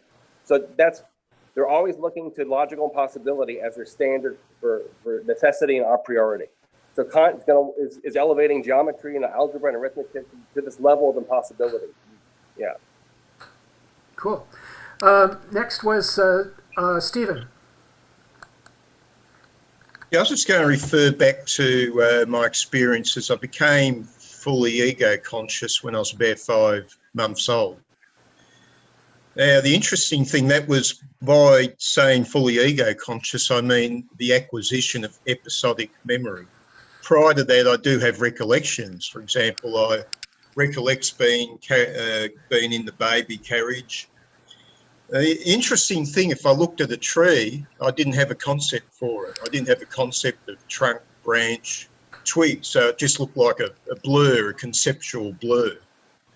And I wouldn't know what my mother was, except I could pick up the warmth. So I understood sensations of warmth, but I'd say I also picked up on spirit in the German sense, spirit as intent. There are objects. I didn't really concentrate much on my mother. I was vaguely aware of her presence, but as a warm presence, I could feel the heat. And even though I didn't have an episodic memory, there was a degree of contemplation, very, very narrow degree of contemplation. And that contemplation was associating spirit with my mother compared to most other things which are objects. Like, for example, I was aware of up and down. I was aware what was above was lighter and what was down was darker. Now, the question I'm going to ask here is, in all this, what is the role of contemplation? Obviously, a 4-month-old baby, if you burn its skin, it's going to automatically pull its hand away or whatever. But that's not a contemplative choice. One could contemplate the effects afterwards. But see, this is a thing. What is the role of contemplation in all these things? Because we're dealing with a mental apparatus, and a lot of it is besides contemplation. Contemplation is an additional power. Well, Okay. maybe not. Maybe not. But let's go ahead with the list. Go ahead, Nick. I just wanted to kind of, I think what Jason was saying about the example and Socrates being mortal, kind of wanted to adjust it. I think, did you just say, Jason, that that is an example of synthetic a posteriori? Did I understand you to say? Yeah, I kind of want to think about that a little bit, because whenever I think of the Socrates example, I can think of we think of it as being a priori in the first place and also analytic. And the reason I say that is because the Socrates, the all men are mortal. I mean, I can use A implies B instead of using actual terms. A implies B and A, therefore B. Or A implies B, not B, and therefore not A. You know, without knowing anything about mortal or men, that form, which symbolic logic shows, says this is a logical statement, and therefore is completely in the first place, because everything is there, it's analytic and a priori. I just think that that's so I think I just wanted to say that, Jason, and I could be wrong. Jason, do you want to answer that? Or? Yeah, I want to answer this one and then propose another question. Actually, I've been in another group. We discussed this one. I think we talk about triangle. That's all we can discuss. Let me give you two real examples we can discuss. Okay, one is Newton's law, right? And second is Einstein's special relativity, right? So the question is this: is Newton's law considered transcendental knowledge, okay, which means a priori synthetic, okay, because the law, you don't have to go outside to bunch two things, measure the force, you don't have to really do the experiment, you can deduct to the result, right? Same as Einstein's special relativity, right? Einstein didn't use a fine equipment to measure the time and make it move to find out the time is relative, right? The time will change. He just used mathematics to prove, okay? So the question is this: does Einstein's special relativity consider as a priori synthetic, or we call it a transcendental knowledge, or it's empirical? I think that's a question probably more meaningful to discuss, and we can be more clear about Kant's project. If I could just respond, yeah, go ahead. I think that both examples are a posteriori because they are about objects in the world, objects of our experience, and they are well, synthetic also, I believe, because they're not like based on just logical relationships, but rather laws of nature. Nature being what it is not nature is not a logical construct. It is made up of the experiences that we see, we observe. So I think it's synthetic. It is a posteriori. I don't know about the term transcendental yet, Jason. I don't quite understand transcendental. I just want to put my hand up at this point and say that nature. I don't think for Kant nature is just what we observe. Yeah. So I think that's a misconstrual. He's not saying that nature is just what we conserve. He thinks it is a type. It's something that we certainly experience, but we have experience. We have access to things in nature, but we don't have he doesn't say we have a universal access to nature, and it's not conditioned only by appearances. For Kant, it's not conditioned by appearances only. Jason, did you want to add something? No, I just want to say the question. Actually, during the question about Newton and Einstein, I strongly believe they are transcendental, which is a priori knowledge. Because whatever Newton and Einstein get it, they don't use any empirical data to derive all the results. But definitely, we can use empirical data to prove it's right. But okay, that's my position. But I don't have an answer. But that's I think that's an interesting subject during the Kant. And like James, you talk about Kant is regard the nature. I think we can talk about this later because I probably have a different idea, different thing about because as I know, Kant was a nature scientist before, and later on become a philosopher. So I think he always interested in the nature. Okay, Scott. Okay, I was touched by Stephen's biographical moment. And actually, this issue of contemplation is the key to the first critique. So it turns out that there's an unconscious and a conscious thing happening simultaneously. The unconscious he calls it spontaneity. Spontaneity is what your nervous system does even if you don't want it to. So sometimes just the act of paying attention somewhere in space will cause a whole cognition to arise, like that car is blue. I mean, whole things come into existence without our will. So that's called synthesis. Synthesis is the word that Kant uses for automatic combination of sensations by grammatical forms into these congealed three-dimensional physical things. That's synthesis. But there's a contemplation element that's all important. He called it schematism. Schematism is synthesis when it's applied intentionally from a plan. So now, instead of seeing the cat outline, you kind of trace over it intentionally in imagination. You say, yeah, that's the kind of outline I would make from the concept cat. And so all the things that are contained in the automatically constructed object are now doubled over intentionally. And now you're filling it with your self-consciousness and you're wrapping it up and you're turning it into an object of mathematical physics. An object that's been digested fully into numbers. And now it's inside of a logical system that's ready to go. Backwards and forwards in time, we're all powerful.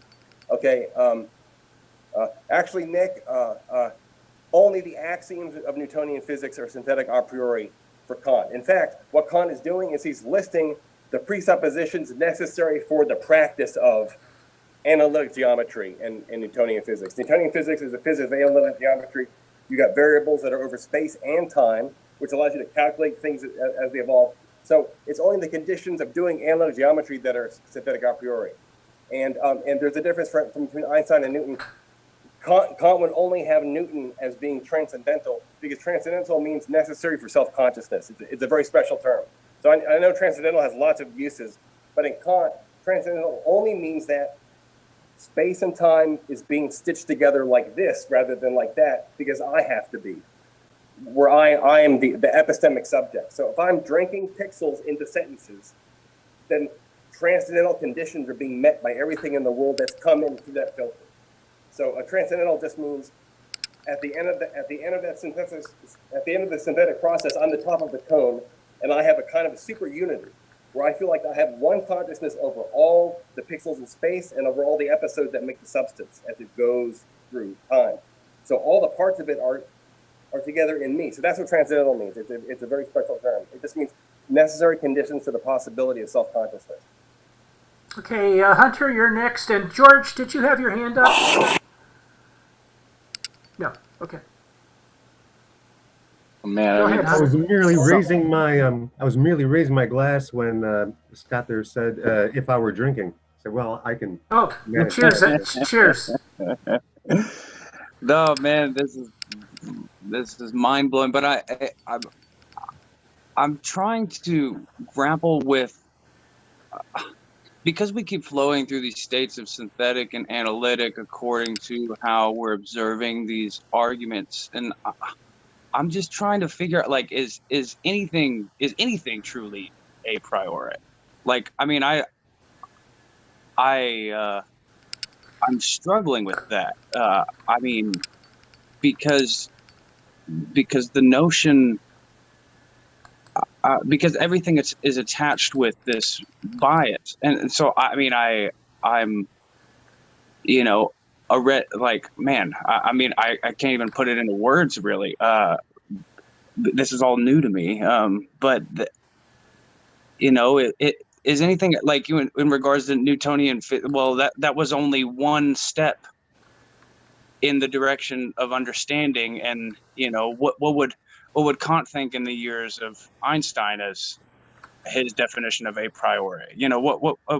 Like how does that change over time? And so is even the fundamental definition of his a priori in the end, because there's just this inherent this transcendental bias or whatever you want to call it. I'm trying to wrap my head around that. Yeah, I think right. There's a large conversation about a priori in the book, and in a larger conversation about a priori in the book, and it's been in this group a little bit. And I think what we have to do is, in the preface, Kant is just simply trying to open our minds to the concept of a priori. He's not necessarily, he just gives some hints. He says, well, it could be like space and time. Oh, by the way, for pure reason to actually exist, it has to open itself to metaphysical concepts. It has to have metaphysical concepts. So some of these, in order for there to be pure reason, there have to be valid metaphysical concepts. So this kind of it's kind of like tiptoeing around the bush a bit, and that's what's difficult about Kant, is that goes on. We're not used to it. There's other philosophers that don't do it. Why do we read Kant if he does so much of that?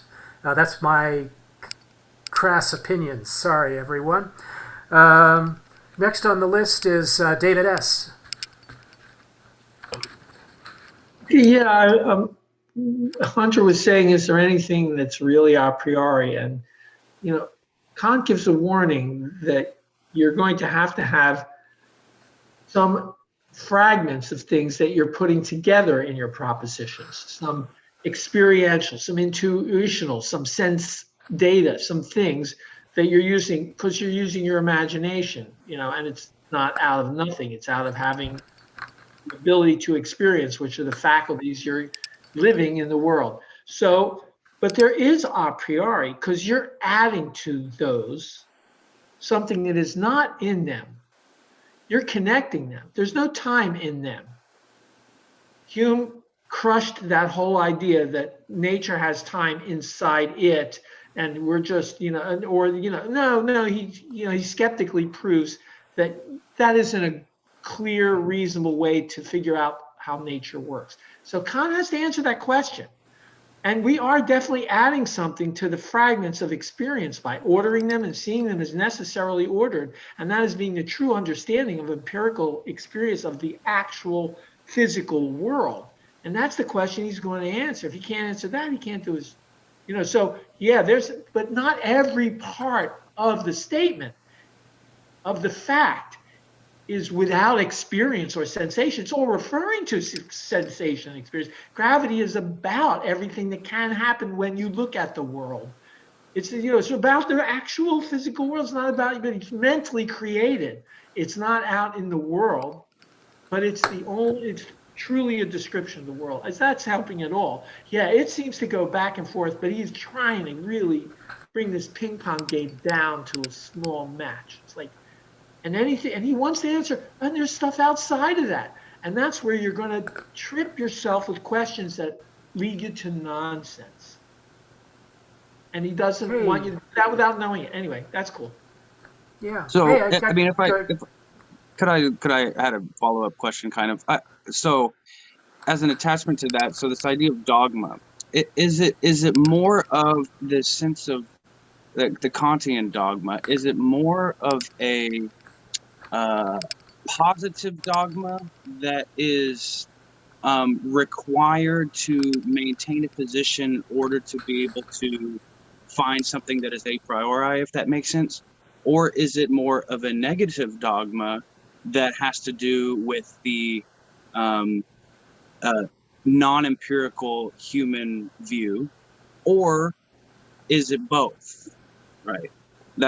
I guess that's kind of, it isn't an oscillation between both types of dogma, right? So I guess that's a follow-up question that I'm kind of bringing to.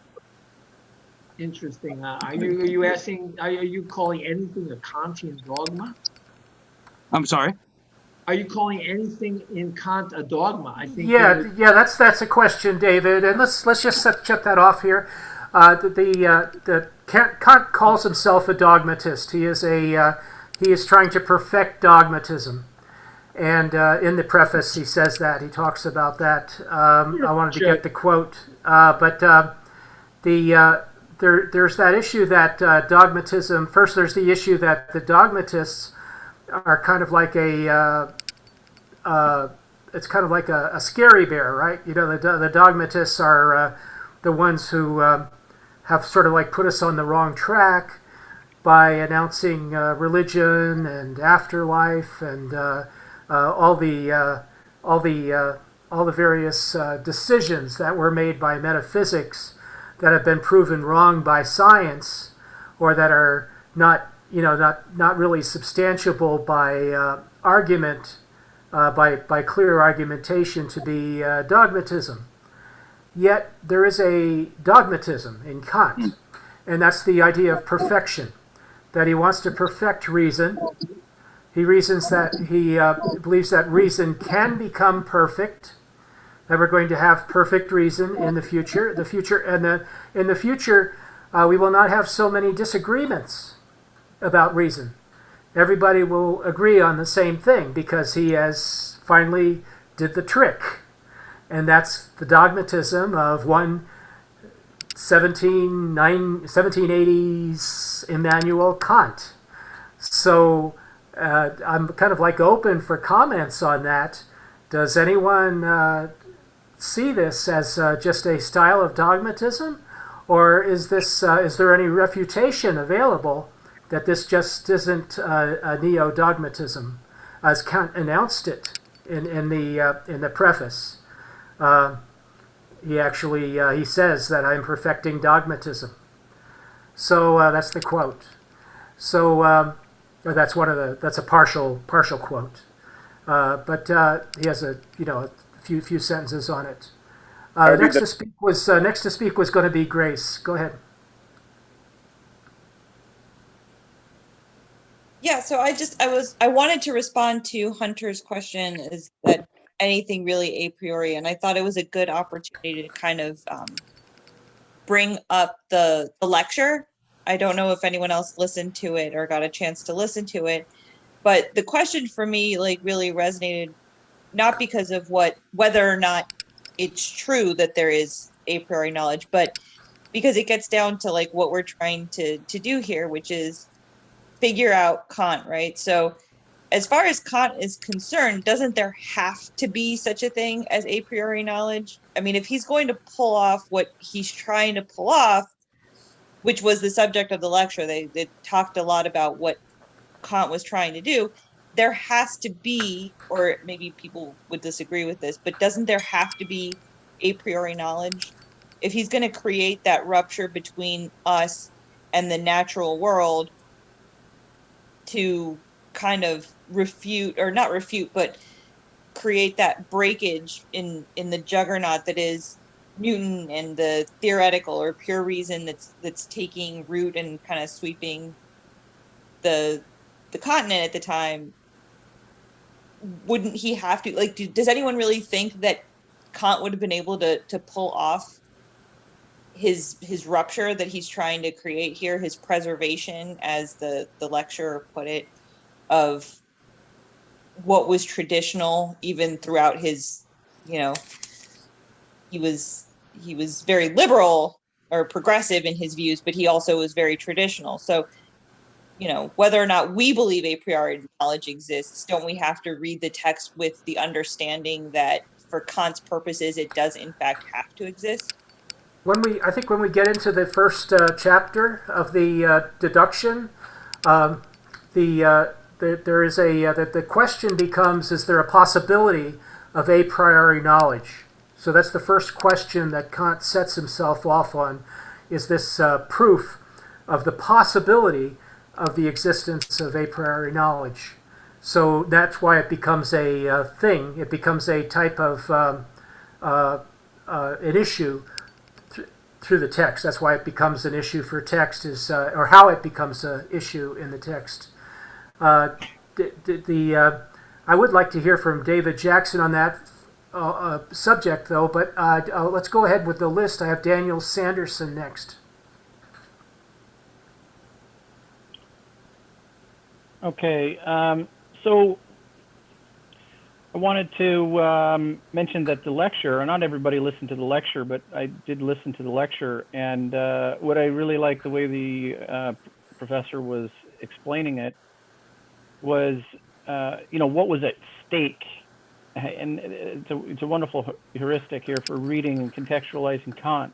What was at stake for Kant in this book?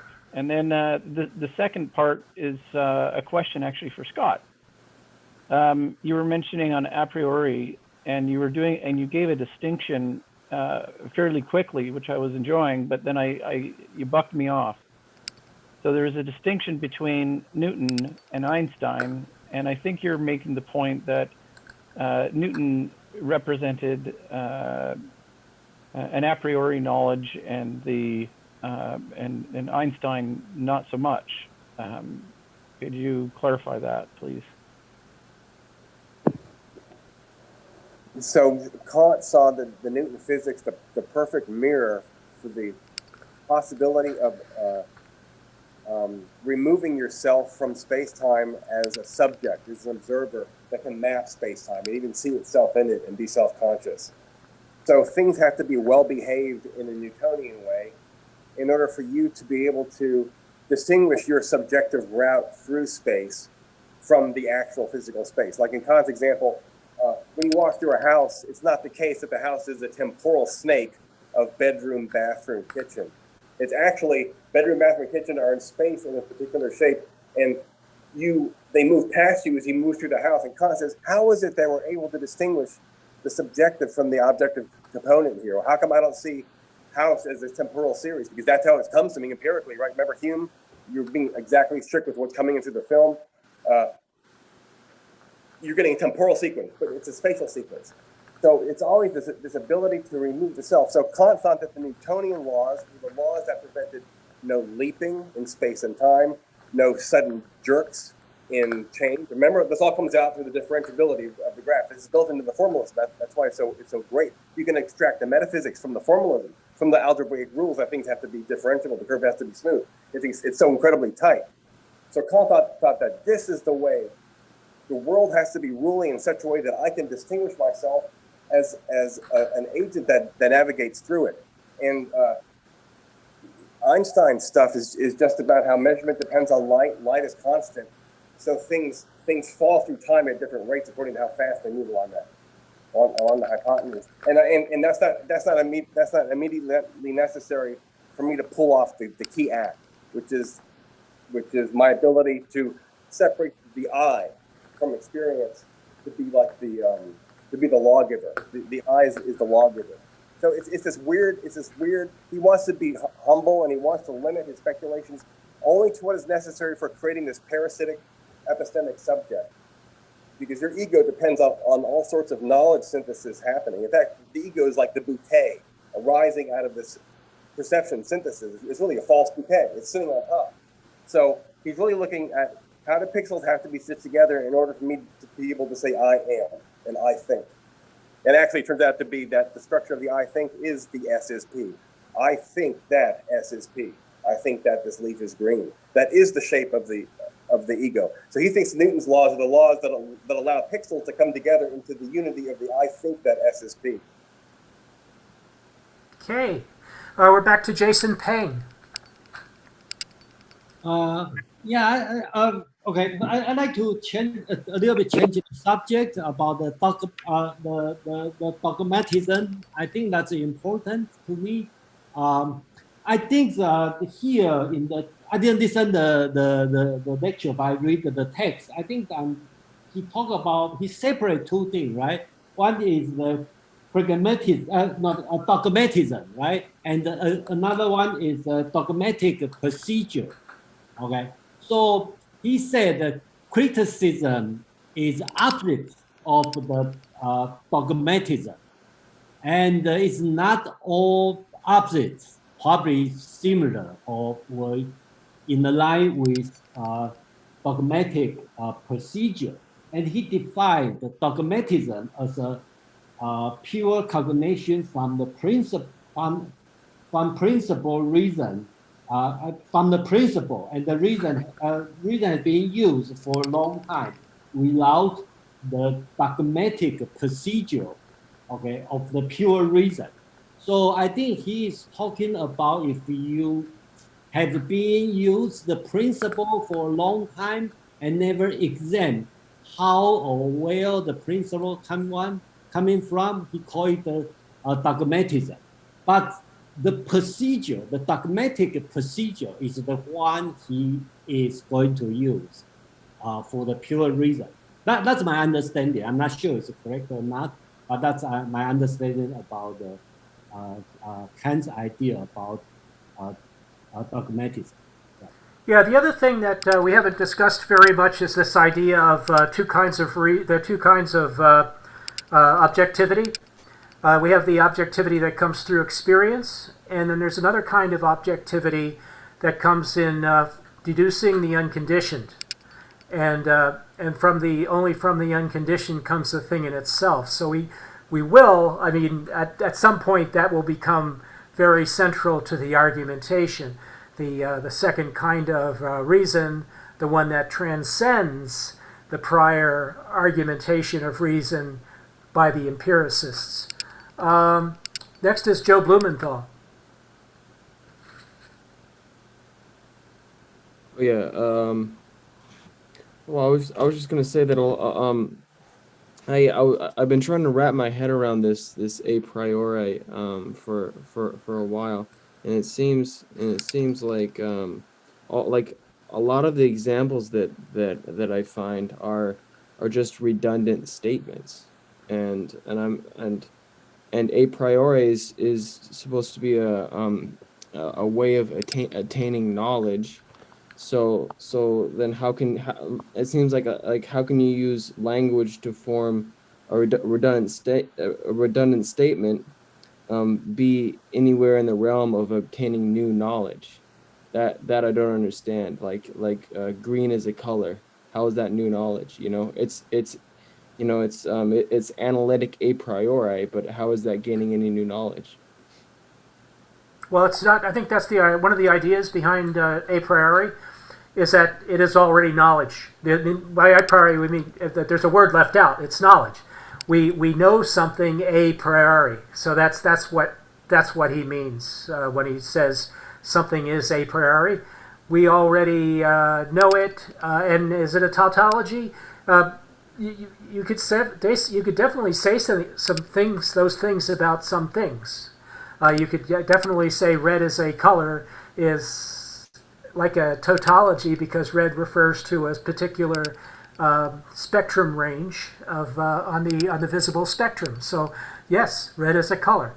So by definition, in other words, a priori could also be construed as meaning by definition, which in my estimation, by definitions are not all tautologies, but they all are identities. We're associating a word symbol with a phrase, a descriptive phrase, so that definitions are tautological in their nature as well.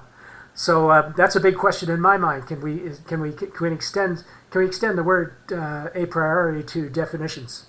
But anyway, thank you, David. I have a follow-up question. Well, it just seems to me like I totally understand, and thank you for explaining that. It just seems to me like we're just relying way too heavily on language itself, rather than anything anything beyond that, and languages, of course, we humans made, we made that. So if I'm hearing you correctly, that a priori's analytic a priori's are universal, right? Well, no, not really. They're just simply Okay. definitions. They're just simply assignments or identities. My question is, are definitions a prioris? In other words, are identities a prioris? And that question came up before. Somebody wanted to say, is A equals A? Is that an a priori deduction of logic? It's definitely a deduction of logic according to the symbolic analytical philosophers that we know about. That's come up already. So we already have that kind of logic come up in the discussion. Is that are those a priori symbols or a priori identities of logic, a priori constructs of logic, or are they part of the a priori structure, or are they something that's synthetic, like some people have said? So Joe, I'm completely on your side. These are like details that have to be worked out, and Kant has a lot of argumentation for his side of the story, and a lot of it is based on 18th century language. You have to get behind some of this 18th century language in order to even approach the book, which makes it so difficult for a lot of people. So you get into the 18th century language. You have to grab a lot of claims that he's making, even dogmatic claims, and make up opinions about them. And that's why this meeting is so great, because we have different insights into at the meeting we have different insights into the meaning of his 18th century metaphysical ravings, so to speak. And this is a very good exercise, because some of the stuff is actually positive. Like he likes to say, there is positive content. He has some positive content on display here. I think it's our job as skeptical philosophers, if other philosophers are as skeptical as I am, to try to deduce where the positive content is, and to take it forward in our personal philosophy. So are all a priori knowledge universal or not? I wouldn't say universality is a necessary characteristic, but go ahead. Anyone else? Go ahead. He defines it as necessary and strictly universal. By strictly, he means without possible exception. So necessity and strict universality are the properties of a priori. But that doesn't mean that other people are thinking with your concepts. But if they had your concepts, they would agree. It's universally available, and I really think we should keep in mind that the a priori is an adjective. So when we talk about the a priori, we should specify: are we talking about mere concepts, of which Kant has many tables, all of which are a priori in their origins? But That's right. That's right. Yeah, he's that way. That's right. A priori refers to judgments. In other words, it refers to but also a sense of concepts can be a priori. But it's better to use the word pure. He'll use pure concept, but when he's using a priori and pure on a concept, in that case, he's only talking about innate. He's talking about the thing being innate. So there's innate concepts. True.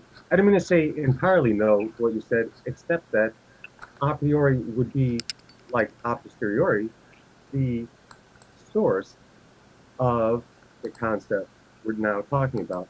Before we were talking about analytic and synthetic more, and those describe judgments, not concepts, right here. Right? So it's I think it's really important to judgments combine concepts.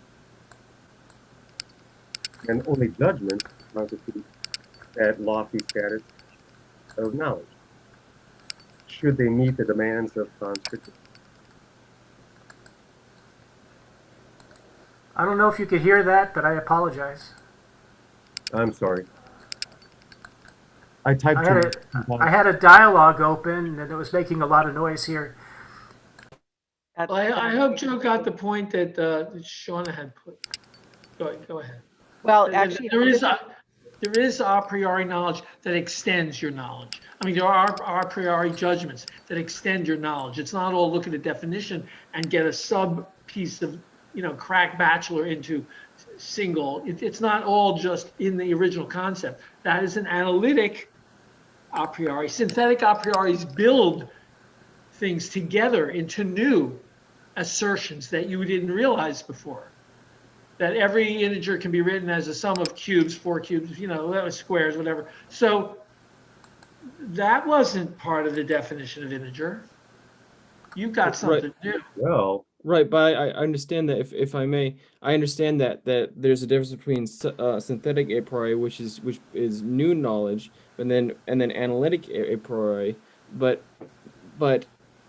if you take a look at Descartes and you see he says I think therefore I am, which is an analytic a priori statement. It's also redundant because you say I am, then I already you're already saying that you are when you say the word I, so it's already a redundant statement. So it's just playing off the language more than it is bringing about any new information. Well, it depends on what that statement means, and it's in Latin, and it depends on what it means. And some of Greek philosophy is Greeks tripping over their own language, and so we have to get past that. And Kant's trying to do it in a way that makes it a science, so that it's not language dependent. Okay, I have Jason Pang and then Shauna. Yeah, I'd just like to answer Joe's question. I think I even don't have a text on that, but based my understanding, my answer is it's universal, because to me, universality is very important to Kant.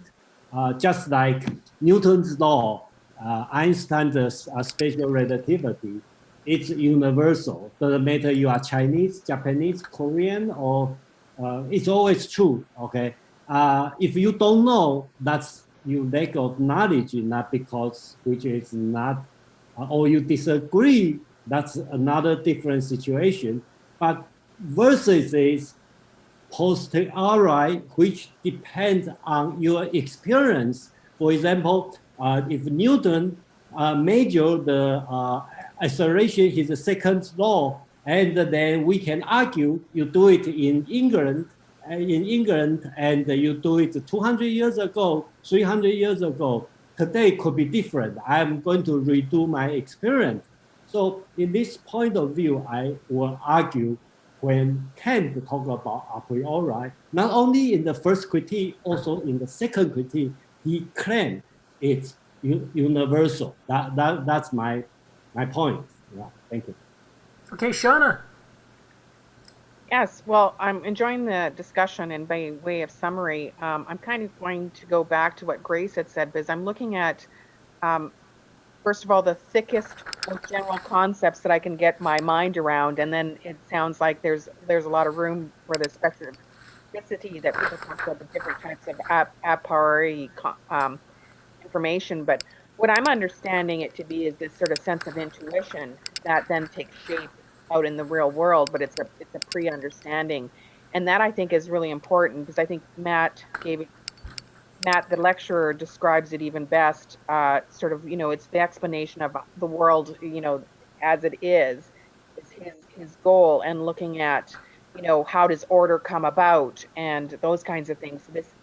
But that distinction that there's a separate type of logic attached to ethics that doesn't necessarily follow the same kinds of principles that science would answer, or same kinds of characteristics that would be answered by traditional science. And so that's where my summary is right now, that he has room and space for this undefined intuition, if you will, that doesn't necessarily follow these distinct patterns of reason. And this is my initial exploration. I know I might change my opinion as time goes on, but that's essentially what I'm getting from the prefaces and from Matt's work. Okay, we still have Jason back on the list. There you go. Yeah, I'd just like to respond to Shauna talk about his reason. Okay, I think it's quite important. Kant is try to limit or deny knowledge or the use of a pure reason in some area. So they will leave room for the faith. So basically, he is not extend the use of reason. He tried to limit the use of reason. So then we have a space for the faith. My understanding, that's my impression, is Kant always put the moral and the God in his mind. So he's doing all this. He tried to limit what we can do for the so-called pure reason or theoretical reason to theoretical principle. So we will not close the boundary. So we have room for God and for morality and for our faith. That's the we try to do. Okay, so that's the end of the next. That's the end of this session, I suppose. A good place to end on. We're going to have a session next week, I suppose. David, I don't see David here. Oh, there he is. Maybe here. Do you want to say a word, David? David Rill? No. Okay. So we'll have a meeting next week, I suppose, and another reading and more exciting lectures and have more fun. This was a wonderful meeting. Thank you so much, everyone, for attending. Thanks, James. Thank you. Thank you. I'll see you guys around. Thank you, James. Thank you, everyone.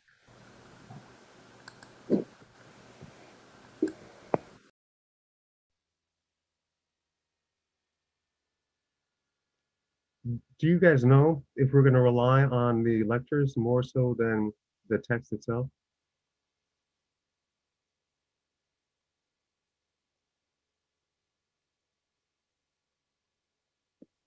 I didn't find personally that the lecture was any great depth. It was just over an hour, and it was outlining a course where there's some Hegel resources and some Nietzsche resources. So I enjoyed the lecture, but it wasn't really an organized lecture. So I think probably rely on the text a little more than the lecture.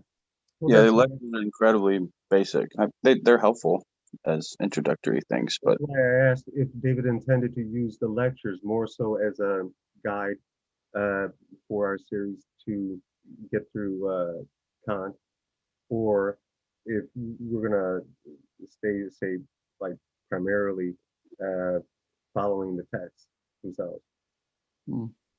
Because I'd like to know what to do in order to prepare.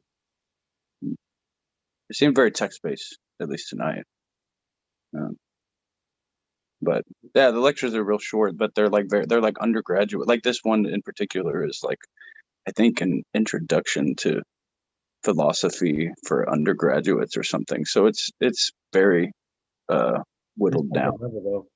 I mean, I believe this professor has some very interesting insights, and in like the broader sense in context for history thinkers.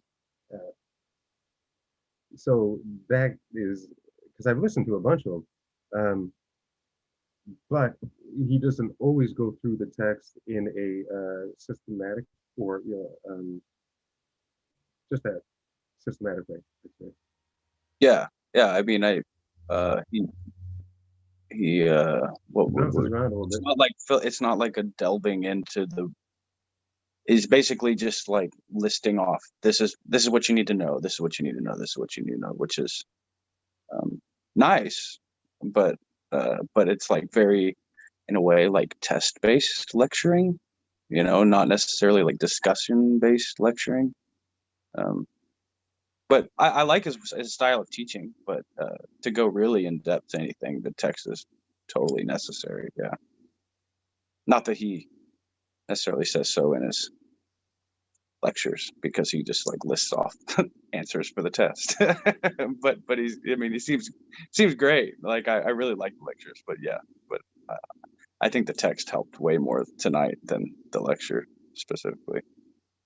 Especially with someone like Kant, where it's really important to at least maintain some of his terms, because he begins with so many. He does invent or develop so many for his own philosophical purposes. So you got to have some initial basic grasp of Kant's terms as he defines them, and then the distinctions that he makes with them. Right. Yeah, you really have to dive in to like understand that, because it's like it's incredibly hard to grasp. Yeah.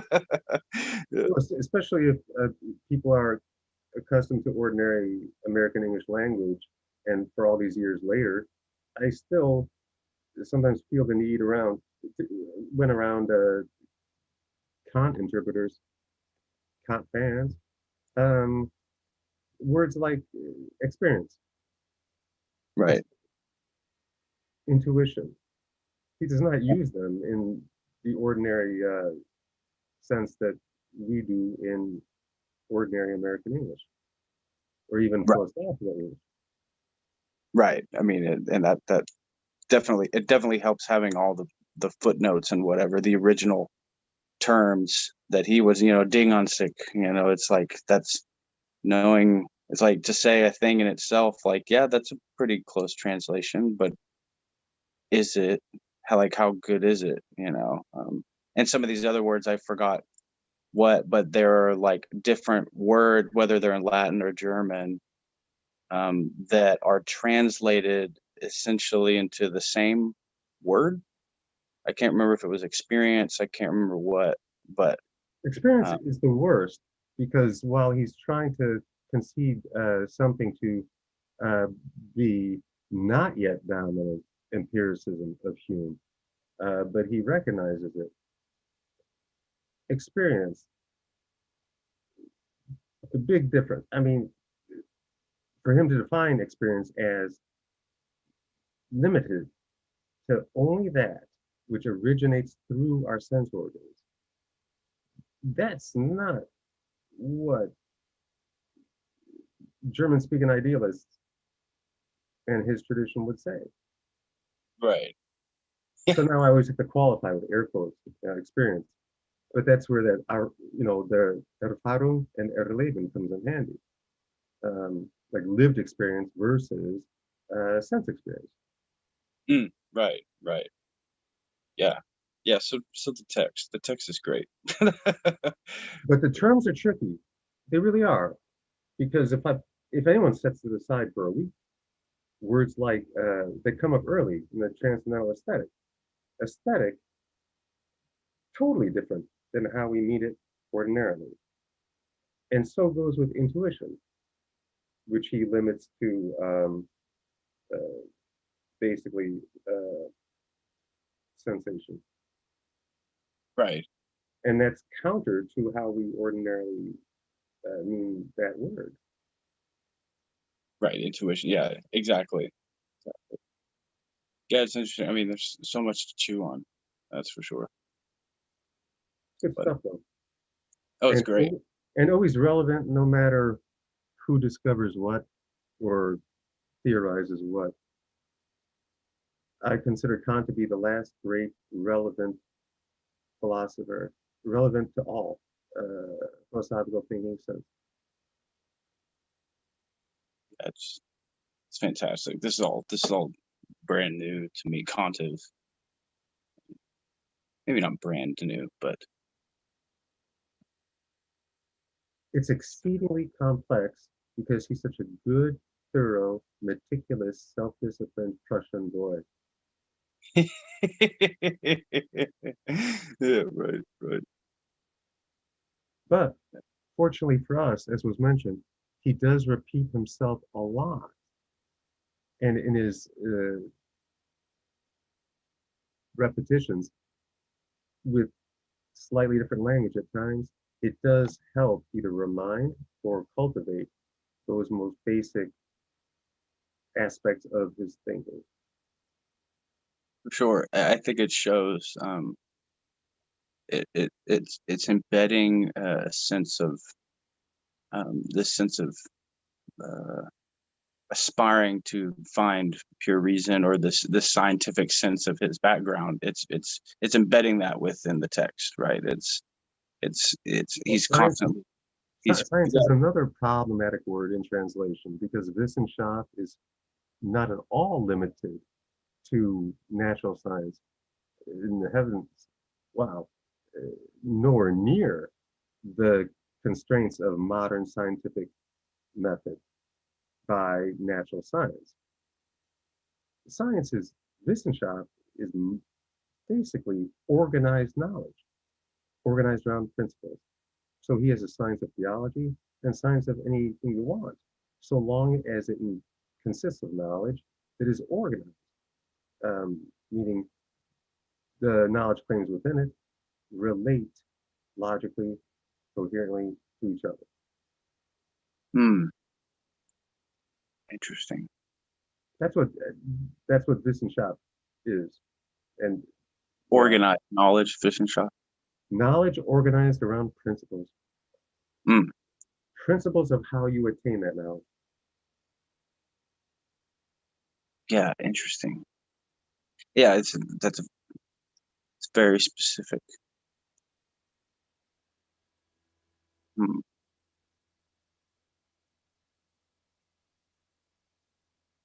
Yeah.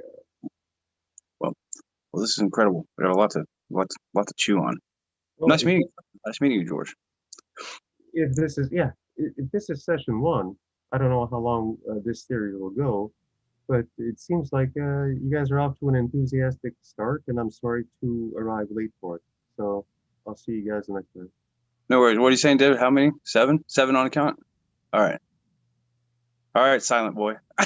Yeah, so David, I always meant to ask you, having listened to a fair amount in the earlier series you ran with Heidegger and other existentialists, your professor, I'm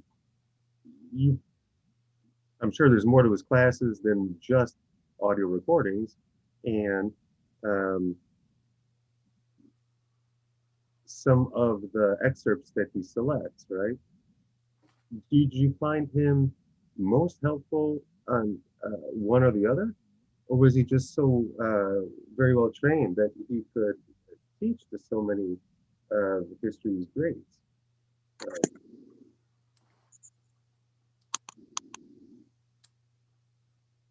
I mean, did he have a favorite?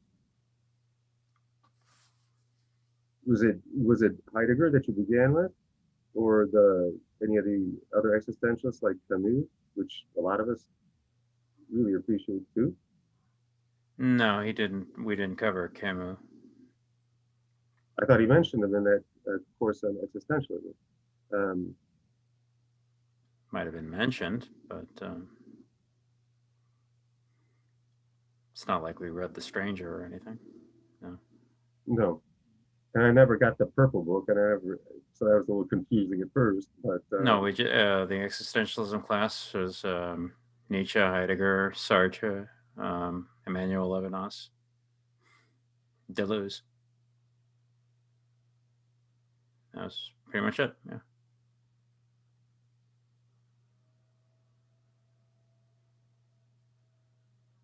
How many people were in this Kant class?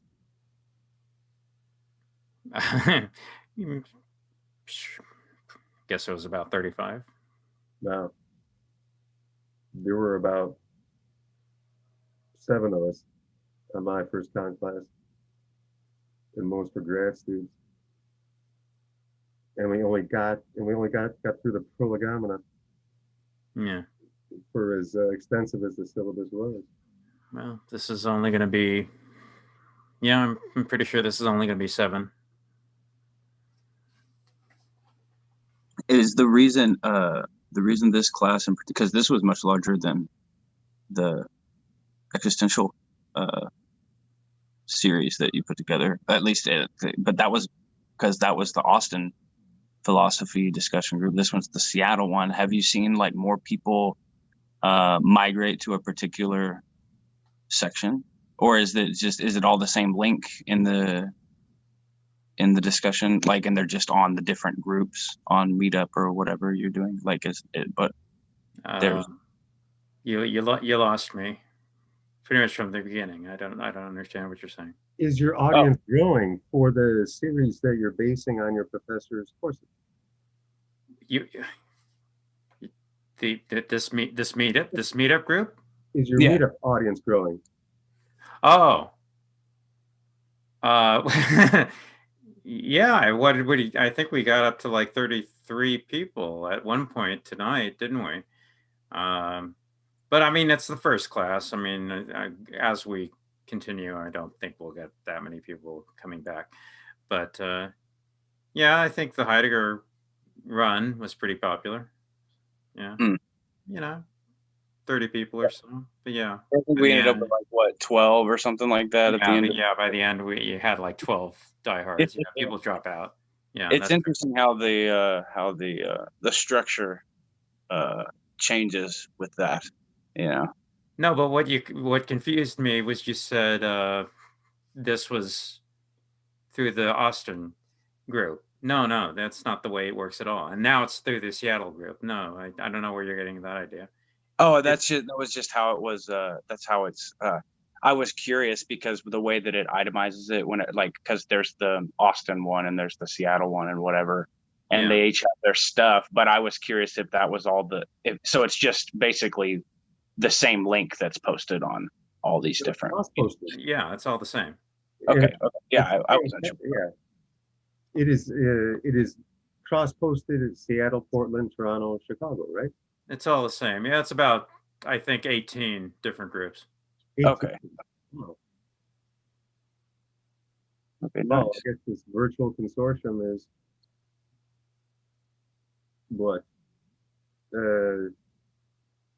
Expanding into, well, still the virtual, but it'll be interesting to see how we contend with the effectiveness of, the virtual discussions, inherently compromised, in my opinion, compared to the practice of philosophy, whose most authentic form I'm committed to is in person and oral.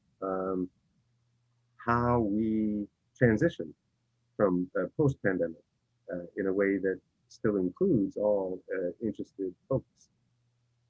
Because it would be a shame if, say, my local community in Chicago would just revert back to that pure practice as a lot of us see it. So we got some guys working on ways to include newly acquired virtual members, or people not from Chicago, they're not virtual members, but participants, attendees. And we'll find a way. We'll just have to set up stuff so as to include folks who are present in person. Yeah, it's nice because definitely, I mean, it liberates people that don't live in those physical jurisdictions or whatever. Absolutely. Yeah. I mean, our local calendar with the overlapping groups, that's why I call it a community, because our anchor, or the mothership of the Chicago Philosophy Meetup, it's an absolute delight to have overlapping groups that are highly philosophical, but still called modernist fiction, art appreciation, music events, and anything, poetry, theology, but same people, same leaders, so to speak, with Eric in charge, of course. Not in charge, but he's the clearest contributor, by far and away our biggest leader. So he'll figure it out. He's a computer guy, and we just got to find a space that's quiet enough to include people who are not local. Right. Yeah, it's nice. Definitely, the hybrid approach is nice. Yeah, I wonder how, you know, how to maintain growth without at least on get increase exposure without alienating and without letting the problems of scale get in the way, right? So it's tough because you get, like you said, the oral, the it's fundamental. This is really nice, but the bigger it gets, the less access one feels they have, especially if they're in a jurisdiction that doesn't have their own philosophy group or whatever. They're living in Oklahoma City or Tulsa or some weird in the boondocks somewhere, right? And so when they come to something like this, how do they feel like they have access and can contribute and can ask questions without being drowned out by those that are more developed philosophically, right? That's a difficult problem, right? Yes, but it's still something that I would concede as a silver lining. Oh, absolutely. Oh, yeah. It's a good problem to have. For years, we were adamant about never recording anything and not even Skyping in veteran members who were away on a trip somewhere out of town. We just didn't do it. But now we're sort of forced to by the pandemic.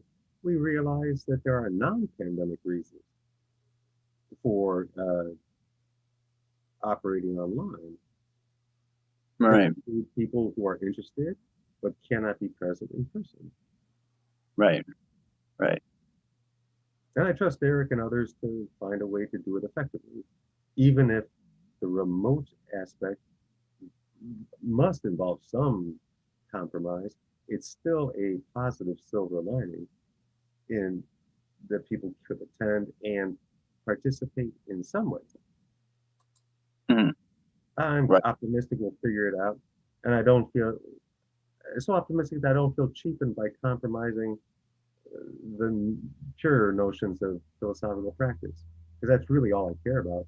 Encourage the practice, encourage as many as possible, because we're so bad at it in our country. Oh, I know. They were anti-philosophical. It's a dirty word. It's a dying profession. Departments are dwindling, guys are dying, and they're not even rehired. So yeah, it's unfortunate. Best to leave it to us amateurs after all. I don't miss grad school at all. Once I found our local meetup groups. Yeah, this is a much less bureaucratic way of diving into the philosophy, right? It's very open-ended. We all have different backgrounds and experiences that might be in philosophy and might not be, and one there's a danger in being dilettante, like in being a dilettante, but there's also like this free spiritedness of being a dilettante within a certain knowledge bank, right? That sometimes fresh eyes are the best things to have on something. So it's great to have that as part of the discussion, and then also have the typical historical philosophical approach of just pedagogy or whatever. It's all nice. It's all they help fund each other through their information, right? I'm still sentimental about academia and some of what it still has to offer, but I mean, lectures aside, the democratic practice, which we've been fortunate to encourage mostly through this aspect of our local approach. And therefore it becomes a value that in practice I value more than anything else. And that's hospitality. Hospitality to newcomers and no beating up on nobody. No showing off, no know-it-alls.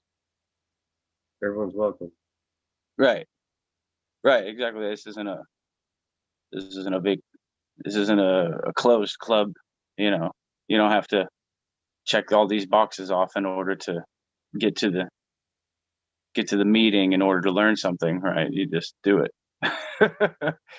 And that's great. And it's fun. I mean, I guess I've only been doing this a couple months now, but I mean, I look forward to every single Monday. It's awesome. I mean, it's great. But, and the results have been very good, so that even people with more experience, they can have their let's say level of discussion among themselves without excluding others. You know, right.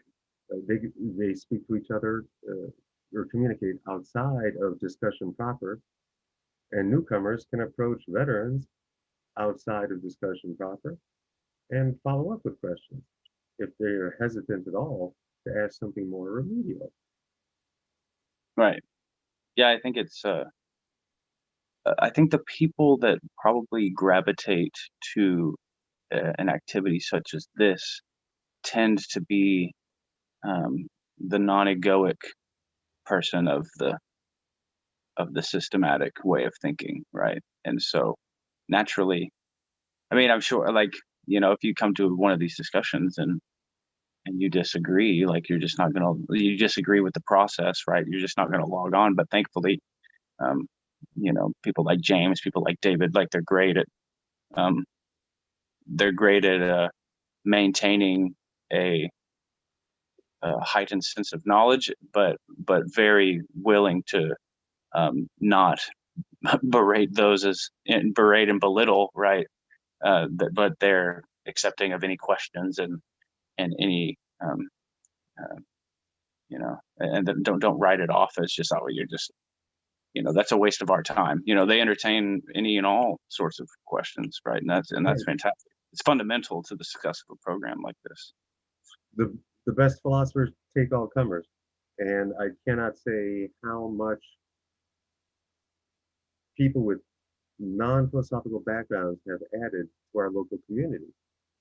If they host something that's philosophically rich in literature or art or music, or in another academic field, it's just terrific for those of us who mostly focused on philosophy or remain addicted to it, as I am.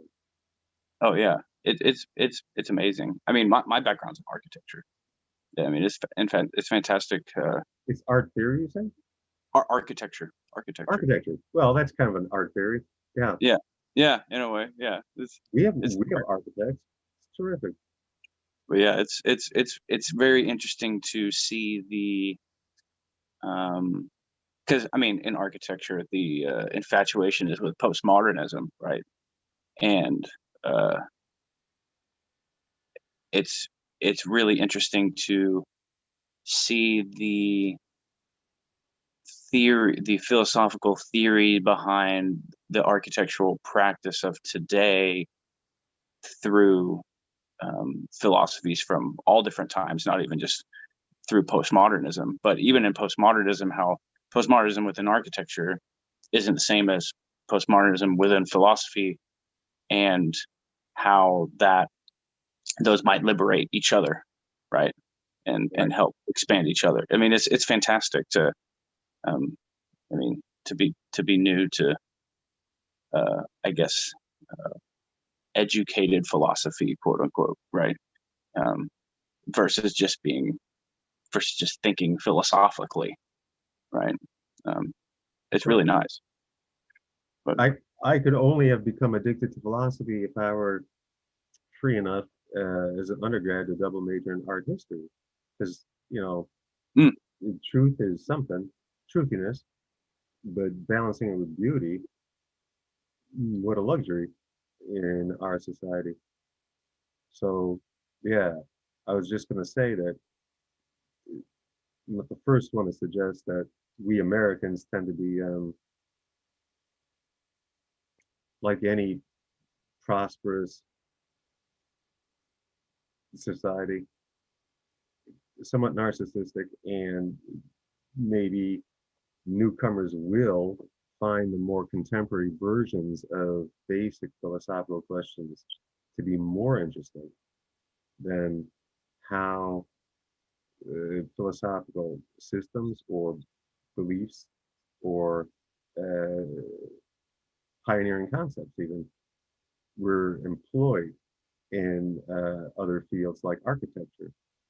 Mm-hmm. It's hard to get around the Parthenon or domes or you name it without seeing some philosophical underpinnings for those endeavors. Right. Well, it's even just the like tonight. Let's see. I guess I think it was in the lecture, or yeah, it was just a quote that they talked about in the lecture about Kant's reason. I guess raison d'être for going and diving into philosophy, and that's this sense of awe and wonder, right? And I mean that's embedded in the architectural experience, right? Trying to create that awe and wonder within space, right? And Well, it's not something that you can just draw on a page, right? You have to build it and then be in it, right? yeah. It's incredibly difficult. That is half of Kant's personality and the famous quote about the only two things that matter to him, and that's the starry heavens above, which is not all that different from Aristotle's sense of awe before Fusus or nature. Mm. Pure interest, desire, and even love. Right. Of course, the second half of Kant is really the other Aristotle universal about all people desire to be good. Mm. And in the end, that's really what drives his life and also his philosophical development. He cares more about being a good boy by investigating what is available in terms of moral laws, imperatives, and whatnot. Mm. But with all the same admonitions, demands that he came up with in his critiques, which are mostly negative in the sense that they lay down what would be required. Mm. And that's where a lot of people leave Kant behind. They're like, wow, he's tough, he's challenging, but you don't see many Kantians anymore go about trying to meet the demands that he puts on knowledge of external reality or those starry heavens or nature around us. But his legacy, his biggest legacy is the moral work, Mm. for which the second critique is really, again, more critical and a demanding admonition about, in order to make moral claims, all these things, you need these other things first. Interesting. But the fun one, if you're interested in architecture and anything pertaining to beauty, is the third critique, which is the most challenging because it's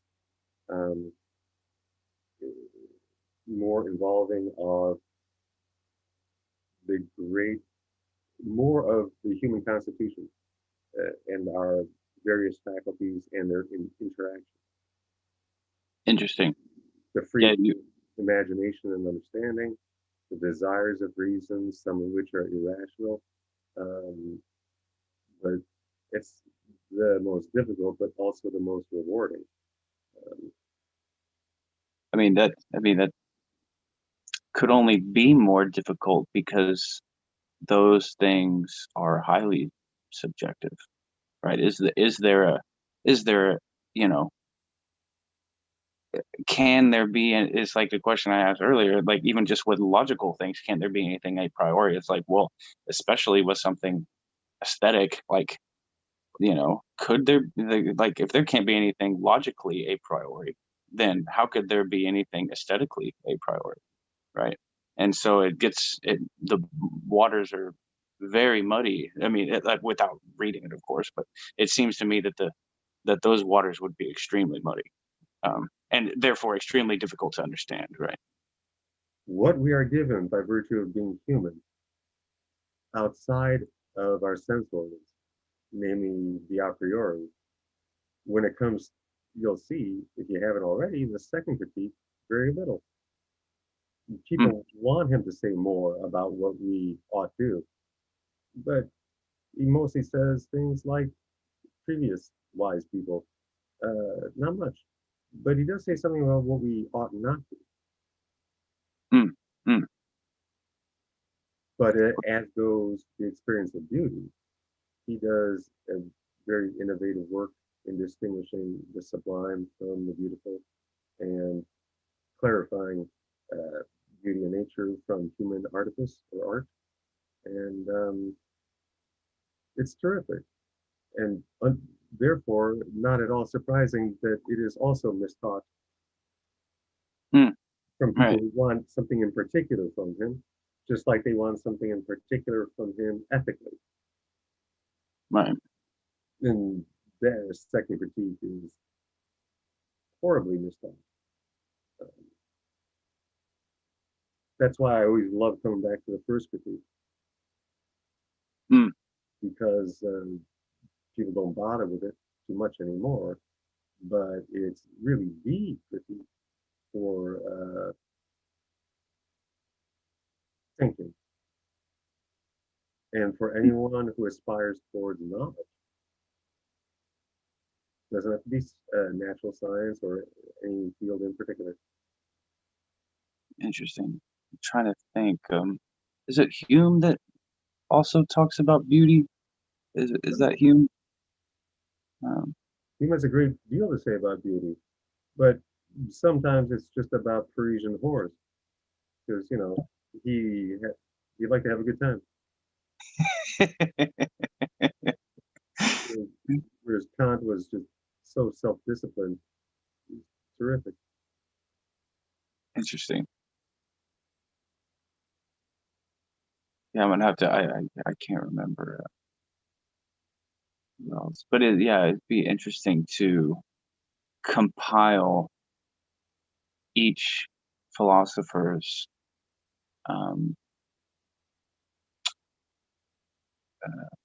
co-responsive text based on aesthetics and beauty and see how they. Aesthetics can be kind of narrow because there are such inquiries outside of what I call philosophy proper, but those can splinter into what people distinguish as art theory or criticism or this and that. But it sounds like you're interested in something deeper than just philosophy of schools of aesthetics or philosophy of, let's say, aesthetic experience. But there are some terrific people, many of whom are outside of philosophy departments, who have written, in this case, surveys that I heavily endorse, philosophies of beauty. So you go back to ancient Athenians and their priority for unity, simplicity, symmetry, but then go all the way to, the postmodern stuff, where I'm grateful to have learned more about the philosophical aspects, say, of Soviet brutalism. Right, right. Any firsthand experience of that might leave me drawing the wrong conclusions, and like lacking in my appreciation of their profound philosophical grounding. Yeah. Some wild stuff, though. Yeah, it's wild and very, very blatant, like Soviet brutalism. I mean, that's it's fantastic. It's very thought provoking, but it's like compare, like you said, the Greek sense of beauty versus, like you're talking Egyptian sculpture versus Greek sculpture, right? You're talking, and then from that time period to the contemporary, you're talking about Egyptian sculpture compared to an Isamu Noguchi, sculpture. I mean, it's like they're the they're attached to one another, but they're both contradictory and complementary, right? I mean, it's fascinating. I mean, it should, and within those instances, the you know the episteme, the Foucaultian episteme is embedded within those constructions. It's very intriguing um, to posit um, the culture of the time through the representation of the ideal, right? True. And given our time or place in history, uh, postmodern readers are more likely to look at that latter context, say, makes sense that Stalin would prefer brutalist architecture and things like that, rather than step back and ask a more basic question about the um, I'll just call it a quasi-philosophical basis for the aspect which separates modern art commonsensically, simplistically, from the history before it, and that is an element of rationality. Hmm. So others employ concepts and ideas, of course, but someone like Danto and others have done a terrific job of pointing out how the modern role since the Enlightenment of rationality um, is a real separation and advance in a sense beyond its predecessors. Hmm. You can't like to the point where you can't look at some modern art without wondering what the fuck is he thinking. Right. Well, I mean, a lot of it, a lot of modern art is subject. I mean, Duchamp's urinal, right? I mean, I mean, at first glance, I mean, just looking at it without any context is, I mean, it's a banal object sitting on a pedestal. Like, why is it, But with context to the history of art and to functionality and whatever. I mean, it's Lissitzky Square, right? It's a Lissitzky Square. I mean, it's totally anti-contextual and anti-historical. Who's square? You say? El Lissitzky, or is it? I'm thinking of Malevich, the black. Yeah, I was gonna say it was Malevich. Yeah, it's Malevich. Also, one of my favorites. Those are my two favorites, actually, because of their absolutely unprecedented, achievements. Mm-hmm. Yeah, they're very thought-provoking. I mean, they were their analysis of their work was very fundamental to postmodern architecture and deconstructivism within art and architecture. I mean, it changed. I mean, that and what is it? the Tower to Tatlin, I think is what it was. I forgot who designed that one. New descending a staircase.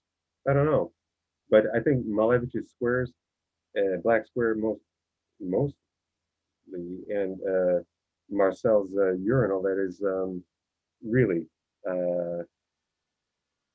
absolute breakthroughs, and I think represent the pinnacle of postmodern art. Absolutely, and Mondrian, another example. You know, I mean, just totally radical. I mean, they're all of them. It's like absolute radicals, right? But stunning. I mean, highly. Hold on one quick second. I want to finish this sentence. Yeah.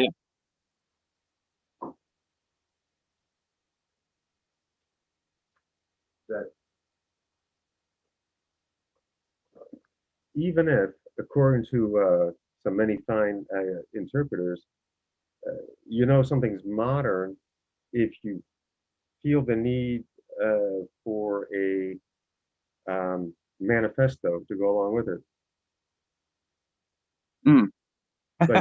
like you need a rational manifesto to explain what gives. It's not readily apparent, except to a few perhaps, who are in that context of its creation and then emergence and reception. But those are fascinating times. And when I sometimes, because I'm kind of a historicist, not kind of, I see some evolutions of human culture, civilization, and for better or for worse, there are advances over time that are directional.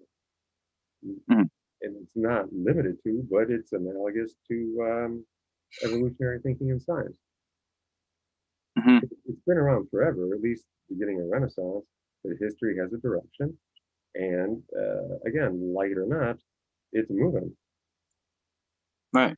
And Kant represents the pinnacle of Enlightenment thinking. And the Enlightenment is pinnacle modernity. So you have already or you have postmoderns at work, but they're not as appreciated because they're early, you know? Right. Like Fichte is just goofball, according to so many. But I don't see anything wrong in saying that Kant represents an advance over Wolff and Leibniz and Spinoza and European philosophical idealism. Going to the title. Yeah, I mean, yeah, he has more, naturally has evolved past histories of philosophy or art or whatever, just due to them that being at their disposal. Which is what's so interesting about today is because essentially today with the internet, the past doesn't really exist anymore, right? Well, that's pure narcissism of a culture. We're not the first. It tends to happen when people have prosperity and power, so that they don't have to look around them to others, and they don't feel the need to look back in history. Well, I don't necessarily mean it in that way. I mean it that the past is ever accessible, and so therefore we have more access than ever to instances throughout the timeline of the past versus just the knowledge that is at the head of an era. So Kant's naturally going to, there's histories that are farther back in time, but Kant, anybody for example, until the internet had to buy a lot of books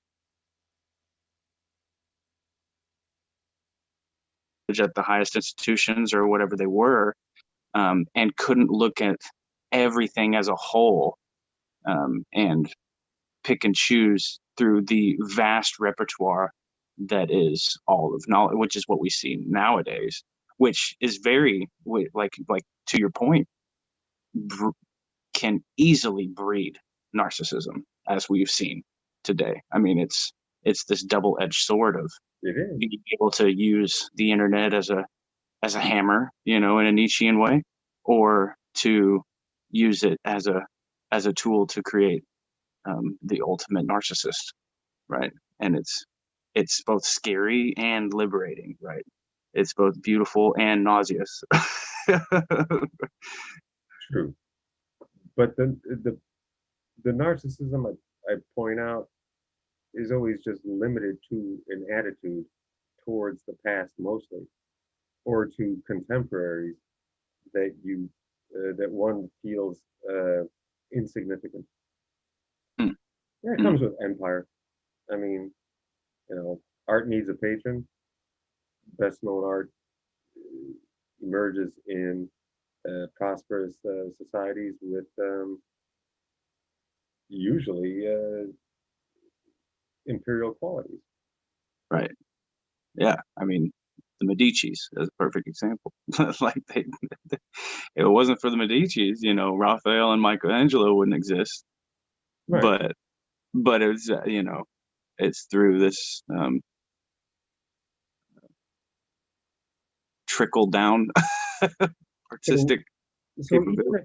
even if people don't have to buy as many books as old fucks like me had to but love to, and still in my day, that doesn't mean that American kids are going to go investigating just how powerful an innovation, to say in two-dimensional visual art, the ability to represent three dimensions was. Early Renaissance painting. Oh, absolutely. Like, what do they care? They're more interested in going back to two dimensions of their video games or something, right? Right. And wherever you are, that's where you're at, as the pop psych expression goes. But if you want a more fulfilling thinking life, and possibly feeling life when it comes to beauty, that doesn't hurt. Right. To enjoy the greater expanse of human endeavor. Right. It's just like even if some opinions are better than others, old cliche in philosophy, even though all philosophical opinions are wrong, some are still better than others. Some art is better than others. Oh, absolutely. But that doesn't mean that those who preferred, say, a circular structure, and especially dome, wasn't an advance over a solid triangle, let's say among Egyptians or elsewhere. Right. And that, I mean, it's all due to, let's see, it's more difficult when you get into the three-dimensional, because the three-dimensional is about, at least in regards to sculpture, or even more so, like in architectures, is about the capability of construction. It's about pragmatic approach. But going to the 2D, it's it's those translations between dimensional properties that you're speaking. Trying to encapsulate perspective within a flat drawing, and then even furthermore, a Picasso, trying to insert time into the painting, or a Juan Gris. I love Juan Gris. It's like trying to, or Miro. I mean, Miro is multidimensional. Absolutely. I mean, he in his early work, I guess, in his less minimalistic work, and it's stunning to see. Like, I think it's, what is it, the farm by Joan Miro. It's just, you cannot. It's that cubism that is not tied to one dimension, 2D, 3D, 4D. It's all of them at the same time. It's an interesting translation Well, that's not embedded in any of those each singular dimension, right? Yeah. as you said, the individual human experience of objects around them is going to vary somewhat, so that people's opinions about what is more or less beautiful is going to differ. But Mhm. to cultivated palates and intellects, there will almost certainly be some consensus about what is significant and uh, more creative, innovative, and in that sense, advanced, right? I Surrealism ain't my thing so much because it's so often tied to um, a more narrow intellectual perspective of psychology. But these guys with long careers, certainly Miro and others, cut their teeth earlier in theoretical formalism or uh, theoretical, um, I'll just call it programs like Bauhaus, right? Mm-hmm. Love that shit. And I love Dada because what else could possibly happen in between the two big wars? The great and the good. Utter Right. confusion about not just what's good, because look at what the fuck we've done to ourselves, but because the good, obviously for Plato and idealists like me, beauty is the face of the good. So how are we going to create beauty, not just represent it? And I think you Mm. made the earlier point where what makes architecture special is that it can't be done without some thinking, but also you're not trying to represent space in a two-dimensional uh, canvas in early Renaissance. You are actually constructing space. Right. Right. And there's more that goes into constructing something than merely representing it, right? Right. Right. But that's why so many people are interested in architecture. Like, much like my belief that everyone at heart, every human, is philosophical if they're only allowed to be, if Mm-hmm. they're not discouraged from it. As navel gazing, intellectual masturbation, a complete and utter waste of time in a thoroughly pragmatic culture. Yeah. It's Every all kid I know, every boy I knew wanted to build a fort, whether with right. fences or with sticks. And it wasn't And and I love to tease architects, sympathetically, of course, that I, because I never finished my PhD in philosophy or anything, um, but it's okay that you ended up in art in the applied fields of architecture where you are, because what else is it's the best thing a failed artist can do. yeah. Because I think most architects are artists at heart. I think that the so it, architecture is interesting because in today's time, the definition of architecture has changed to be to be less of an art, right, and more of construction, um, where there's definitely overlap between the two. But the role of the architect has diminished tremendously, just like the role of the philosopher. Um, like they've both been swept to the side and taken over by other distractions, whether they be more pragmatic, because in delusion terms, philosophy is an art. It's an act, not just discovery but creation, right? Um, and same with architecture. Architecture, in its truest form, is about discovery and creation, But today's architecture has not taken over, or role has been diminished to where it's no longer about creation but production. Of course. And Those are the demands of sustaining prosperity in our society. And I know some number of architects my whole life, and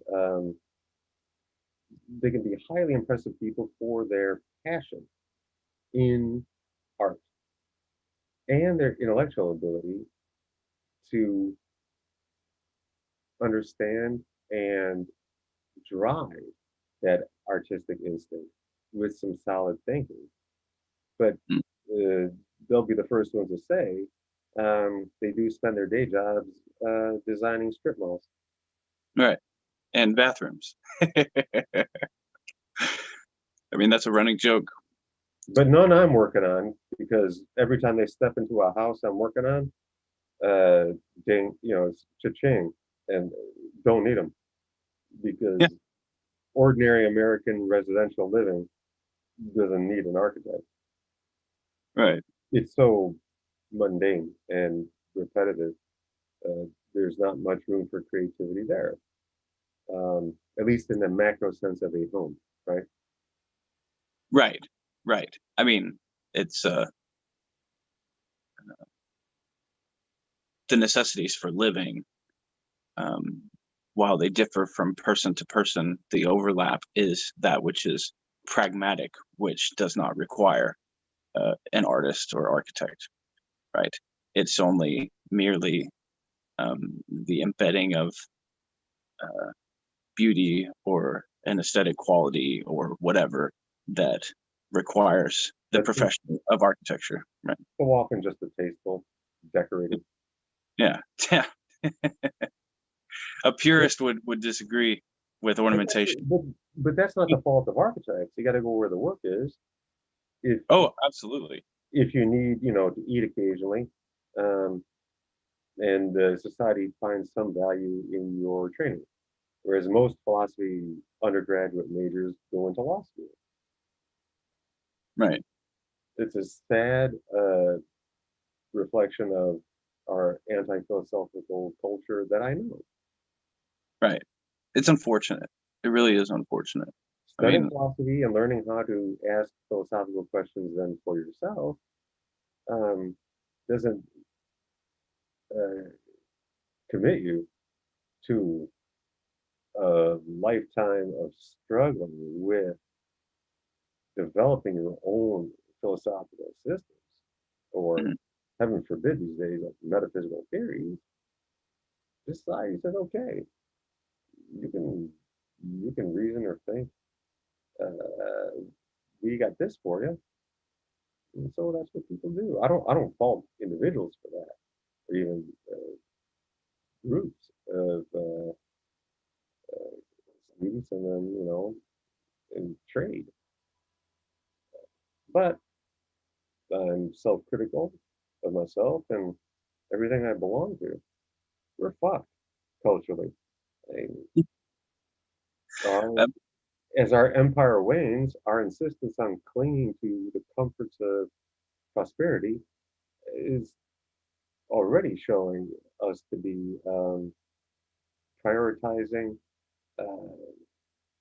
the less lofty and noble instincts that we have as humans. Mm-hmm. It happens to all empires. I just hope that we might learn something from previous ones.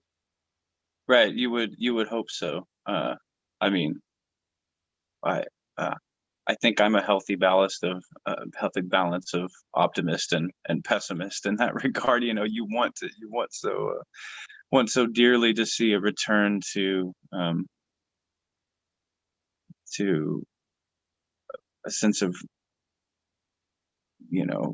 greaterness, a sense of the lofty, right? Like you said, like I like what is that Dostoevsky uses the word lofty a lot. I think it's in Notes from Underground, and that would be the postmodern synonym for transcendent. Right. Because someone talked about the transcendental bias, but that was really within the uh, continental German-speaking um, philosophical idealists. Mm. And I sense that in these groups I'm joining and participating in online, I'm reminded just how very much, uh, not just newcomers to philosophy, but also um, longtime readers and enthusiasts or addicts like me in our Anglo-American culture are just brute empiricists because we're products of our time. Right.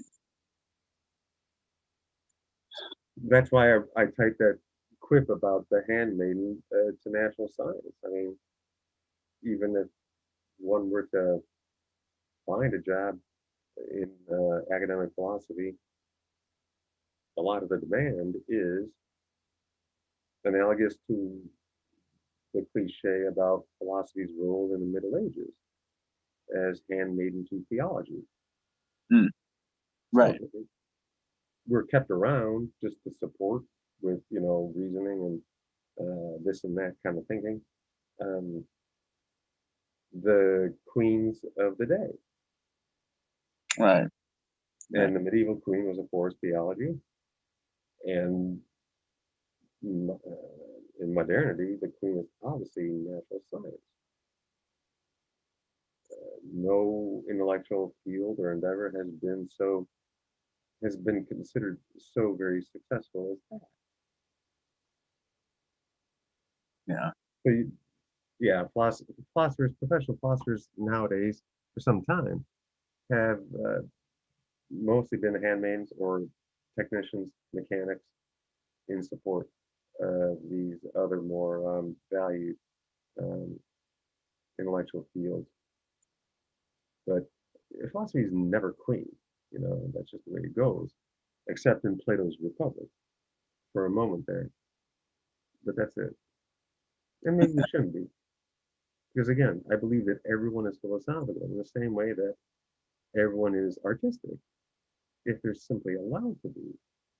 Right. Or have the time to be. A lot of days a lot of times that's what it comes down to today is the availability to be of oneself, to be philosophical, more than just entertaining a thought, but the sense of contemplative philosophy, the sense of diving in, right? Both theoretically and just organically, right? Because right. I mean, there's absolutely thinking, there's the thinking or reflecting, speculating part. There's the discourse, which is the practice of it, and then there are consequences for living. Right. Which is the standard answer when people ask, "Well, what are you going to do with that?" I don't know. Live a fulfilling life.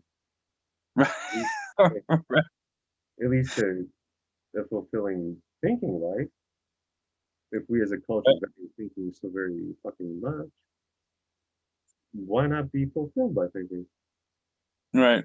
But, because you don't fit into society. I don't think that our most, I'll say, noble or lofty instincts towards truth and beauty are something that we, as babies, born innocent or otherwise, maintained through privilege. It's not something that we deny ourselves. I think it's a function of social roles and that kind of thing. Time and energy get eaten up by expectations of collective values. Right. Right. Expectations of,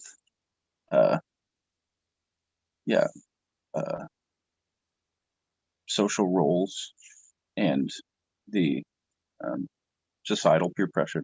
Right. maintaining a position. I am this. What do you do? I do this. It's like, okay, well, like, is that it? Is that all we're for? No, but do is the time there to escape that monotony of the mechanism of society, right? It's difficult to escape those bounds, I think, for some people. No, for More most, because the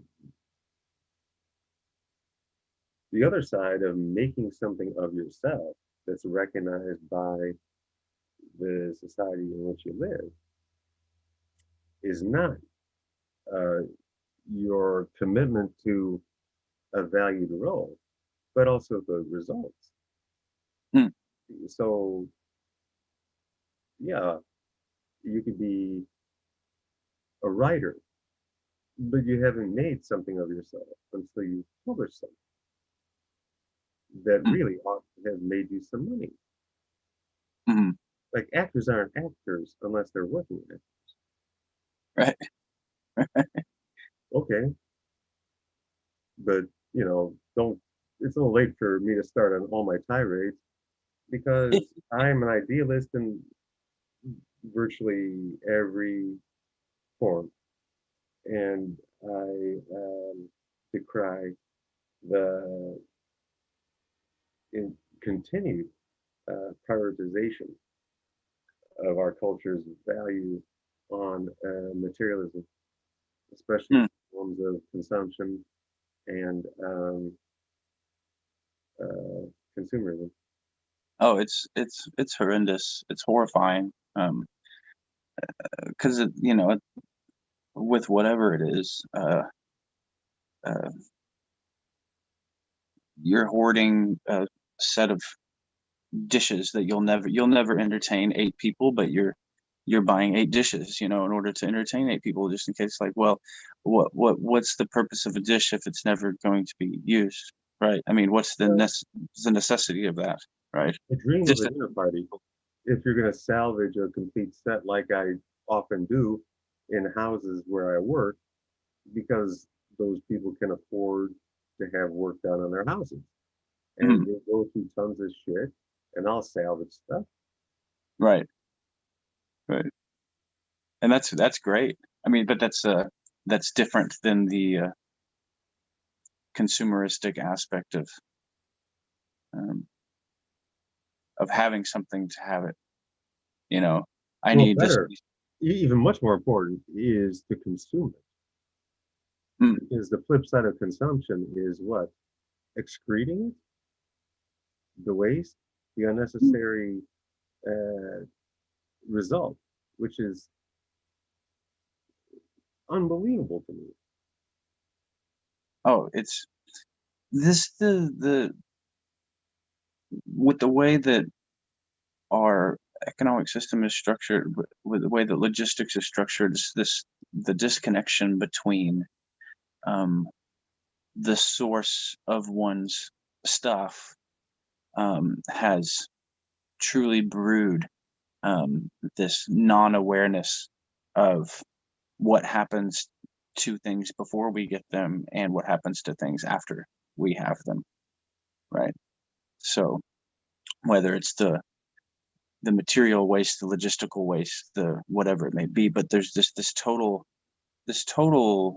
um, unconscious ignorance of the creation and the excretion of items and things and stuff, and it's horrifying. I mean, We would have a lot more time for truth and beauty if we weren't unwittingly participating in a value system that insists, it compels us and to keep, well, earn more, to consume more, and then obviously excrete it somehow. Mm-hmm. While more shallow efforts at regaining our humanity will signal virtue because they recycle something, without noticing how much they're throwing in the landfill. Right. And I'm only part tree hugger and hippie because I'm a contractor who, yeah, I'm going to use nature when I need to, because I can't abide the trendy, self-gratifying notions of immature warriors. Hmm. I'm going to dump small amounts of shit because I'm helping people enjoy their homes more, and everyone's got to live somewhere. Right. Well, it's all about balance. You know, it's like, you know, the idea of sustainability or sustainment, right? It's one thing to just slap some solar panels in your house, you know, if that makes you feel good. But true ideal sustainability is to think about the holistic process of um, of being, or the process of you know, of architecture being, of an item, of a product being, right? How long, you know, what's the purpose? Is the purpose sustainable? Is the material sustainable? Is it green? Is it all this? And people get infatuated with these pigeonholed um, definitions of things. But you know, to improve something through the use of waste is different than just producing waste, right?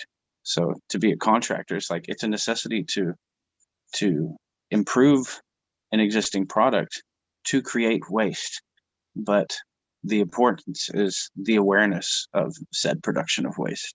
Oh And yeah, reason I salvage everything I can. I'm just right. saying that at the end of the day, in order that I can spend my time here and there, say, um, doing a perfectionistic job of painting a lady's powder room, I'm gonna dump paint thinner in the fucking sewer. Right. But it's a small amount, and I live near the Great Lakes, so Right. my footprint is tiny. All right, because what I mean, what is, you know, it's like recycling. You know, there's recycling. You know, the good. There's, and then there's what do they call it? Like zero waste. And zero waste is like, you know, it's like not getting rid of any waste whatsoever. It's like that's more of a that's more taxing than that's more. I mean, that's incredibly taxing, right? I mean, you can't to be constantly aware of not producing a single bit of waste, to recycle every plastic bag, to not throw away a single container. It's like that's, you Oh, I know, do that. I recycle like a motherfucker, but only. But there are exceptions, is all I'm saying. right. That's what I mean. Like you can't, you know, holding yourself to the ideal can be detrimental taken to an extreme, right? Now the goal is to strive for the idea, you know, to be as renewable as possible, to recycle as much as possible, right? But you know, to what end, right? I mean, eventually, like you can't. Nothing is perfect. No process is perfect. And I'm to just saying that I recycle easily 10 times more than I throw out. oh But the amount that I throw out might offend some warriors, right, because it happens to have petroleum distillates or other, industrial chemicals in it that I need to use. I'm not gonna burn gas driving it somewhere so I can get a sticker saying I voted, or save the planet. Because exactly, living in the city of Chicago, who knows what they do with it anyway? right. Um, and I'm talking about small amounts. I'm not a developer, and I'm not dumping uh, toxic amounts like manufacturers have always done anywhere, including Great Lakes here, or the river. Oh, right. Your foot, you know, all you can do is minimize your footprint per se, in whatever it may be, because at the end of the day, like you said, whatever they're dumping in the Dakotas, you know, in these giant landfills, and what it's like, we have no control over those, and those far outweigh, or, you know, it's like, you know, United States is very wasteful, but China is even more wasteful, right? It's like there's nothing you and I can do as an individual, or the United States even as an entity can do to control those sorts of manifestations of waste. So, you know, just act individually, right? And Right. That's, I mean, the ripple effect, you can start only with your individual existence and your world around you. And every once in a while, we can all conveniently agree about some larger change and insist on it. And we right, do. right, But yeah, I don't know all that much about geopolitics, other than I know on any level, politics is dirty business. And, you know, just like in New York, the garbage people who do the recycling are some of the usual suspects in a municipal governance, right, because they provide an essential service or truly essential service, and they make enough at it to influence how the rest of us live. right, I can turn off light bulbs to save small amounts of energy, but I see office buildings illuminated all night long. right, right. What the? Yeah, I'm anti-commerce. I'm anti-big business. What the fuck's going on there? There's nothing being done. Um, they keep the lights on to show off their expensive building that you designed. all right. Hopefully. It's not your fault they leave the lights on. Oh yeah, there's yeah. I just want to get rid of one structure in my hometown, and would have to settle maybe for some while until the U.S. Attorney for the Southern District of New York gets around to the details and availability of his suspect, the current executive, so that they might remove at least that fake name from a tower that overshadows so much of our beautiful downtown Riverside architecture. Hmm. But in the meantime, if people want to vandalize it, let the kids have their fun. Kids will be kids. Yeah, but I know architects who worked in the Trump Tower, but it's not their fault that that is where the work is. Right. Not at all. Yeah, it's difficult. I mean, you gotta eat somehow. I mean, you can't always, you know, you gotta function within society as best as you can, you know, like. I'd rather spend more time helping people achieve shelter against the elements. Mm. If they don't have it. Right. In $1 million homes where people can easily afford at least to buy the materials and my modest charges, right? But I go where the work is too. Right. Yeah, it's tough. It's tough. And at least I get to enjoy applying basic principles of physics when I pound nails, because those are my standard answers. What do you do about what?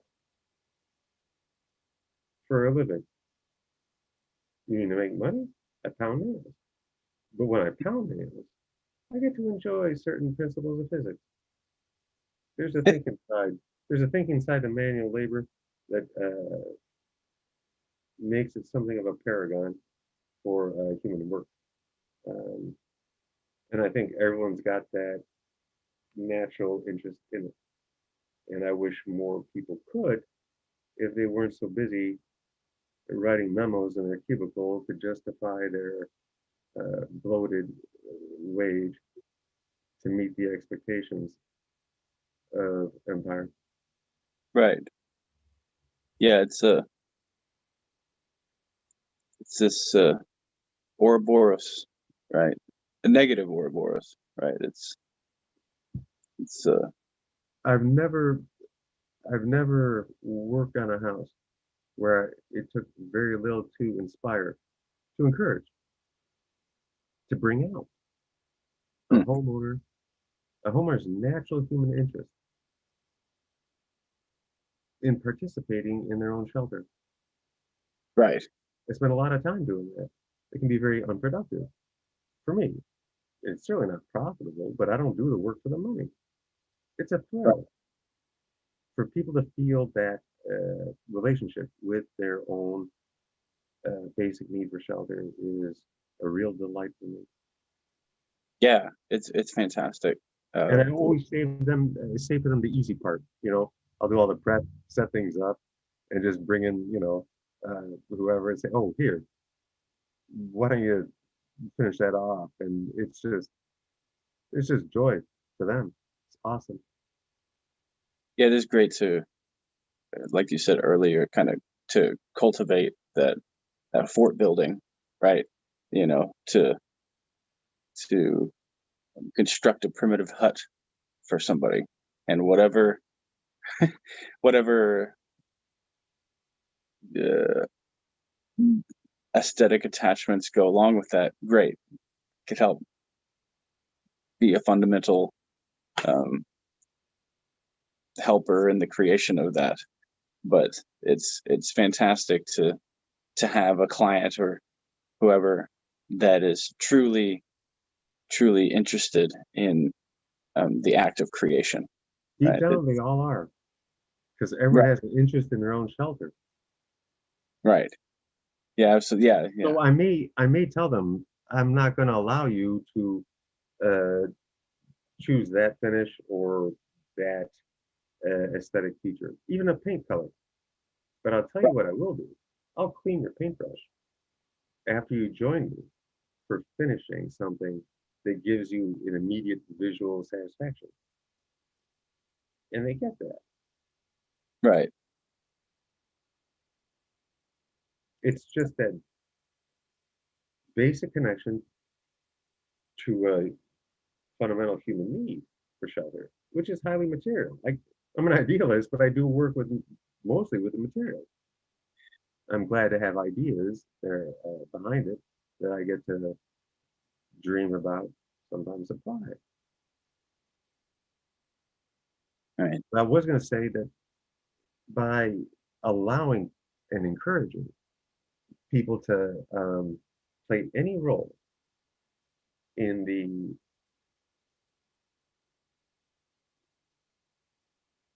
what we call it general creation of their home, development, improvement, and so forth, functionally and aesthetically. It does it does fulfill one of the finer traditions we have as Americans, culturally speaking, and that is self-reliance. Mm. Yeah, right. Which, of course, is losing badly to things like division of labor, which is fucking out of control. But that's how capital itself encourages economic growth. Right. Right. So just like foodies will occasionally enjoy making a meal, I'm there to help people enjoy occasionally playing some role in their other basic needs for shelter. And I like that a whole lot. And I don't care if I make any money at that. I mean, that's good. That you're acting in good faith through the profession, and not everybody can. No, most claim. contractors are criminals. Yeah. Quite. I'm not kidding. Oh, I know you aren't. I've dealt with them. it's And a it's lot a of them are my friends, but friendships can overlook such things, flaws, and so on. right. I mean, the the best contractor is the humble craftsman, you know, Yeah, and I that's can I can love them as friends, despite the fact that they have habits of criminality. Uh, but I don't confuse love or friendship with my willingness to leave them alone on a job site. right. Absolutely. Because the corner, it's not so much stealing the material, because they do that too. The corner cutting in the workmanship, Oh, find total corner cuts. absolutely unacceptable. And that's why I can't grow as a business, because I cannot leave more than a few guys on a shrinking list in a black book, as they say, right? Um, like a guy would have in the 50s with girls' names in it. Every contractor's got a short list of contractors they trust, Right. and it's shrinking, Right. not just for me.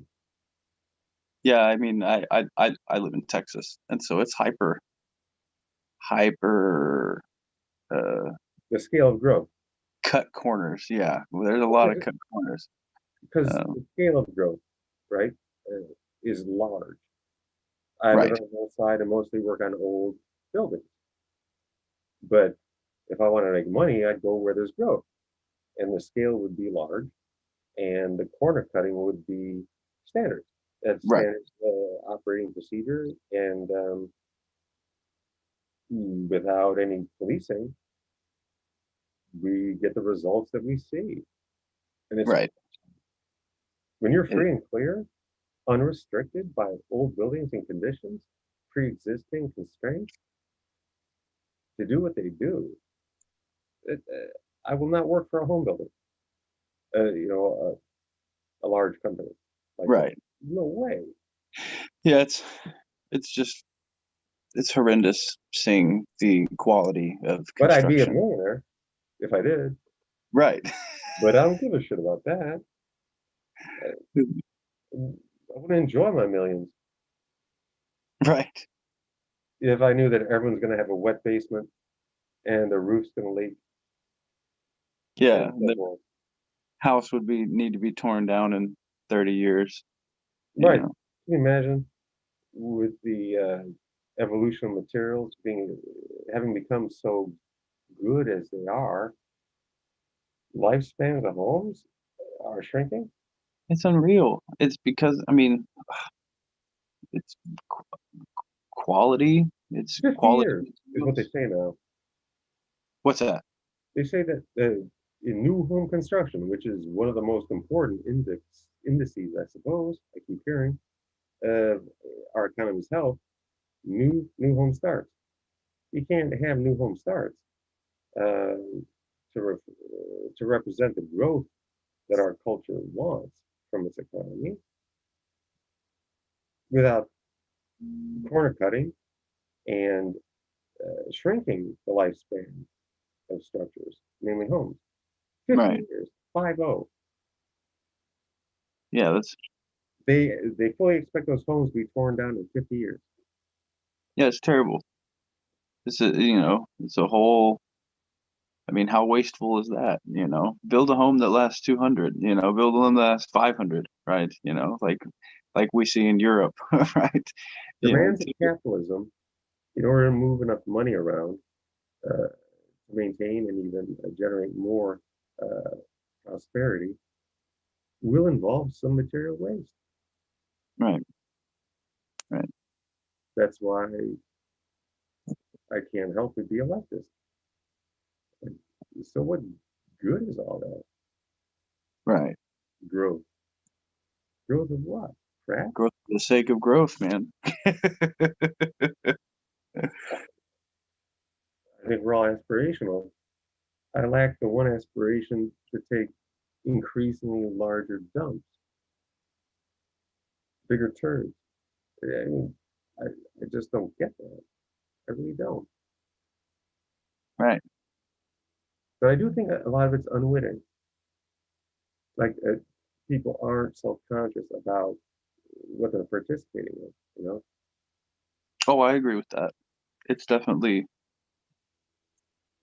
it's just the system that they participate in and not necessarily one that they actively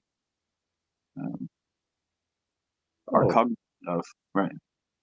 if you study the history of architecture at all, maybe you can remind me an example that I always remember from art history, but I cannot remember the details.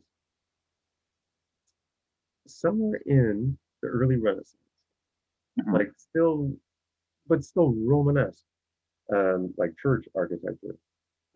There was a town, probably in France, maybe northern Italy, where, given their religious culture, they wanted to construct something really prominent and long lasting and very ambitious for the time. But people still needed to practice their religion, they thought, somehow imposed, like the Romans would have it. And they built a temporary church while they were working on their grand cathedral. And their temporary church is still around today. Really? I just can't find it off the top of my head or with a quick like Google search because that doesn't matter to people so much. But I find it just fucking hysterical that the provisional, historically provisional, because of workmanship, not so much material, would outlast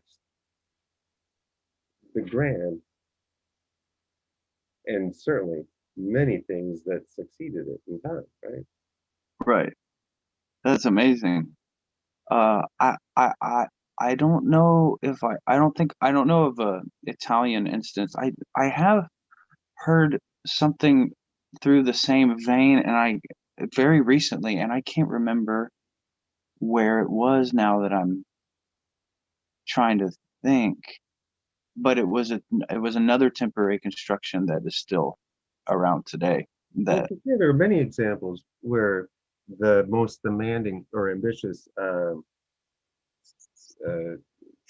houses of worship in in Europe, in the Middle Ages, still in the Middle Ages, but with Renaissance ambition, or know-how, I should say. Everyone had something provisional. They had to, because those things could take 200 years to finish. Right. But what I always remember about this one is it's fucking lovely as it is, but it also outlasted everything else. Right. And they never really, and they also never finished their grand plan. Because the provisional was good enough, and the other one was too expensive and took too long, and so forth. Right. But it's a terrific example, I think, that reflects what I generally call the decline of workmanship, despite the improvement and development of material. Right. Right. It's unfortunate, but you know, like you said, a construction back then would take 200 years, to say for this temporary instrument, say it took 10 or 20 years. That's 40 times as long as somebody would have the patience to wait for today, with the construction of a house, right? You want it now and you want it cheap, right? And so therefore you get 50 years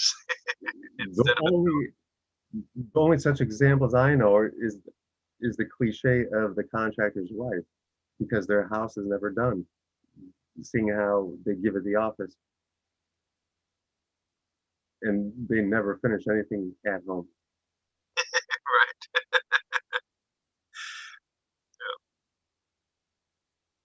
But anywho, it's late and holy shit, it's 1 o'clock. So I enjoyed the chat, but what do you make of these? You said these Monday gatherings had particular appeal to you? because of the topics?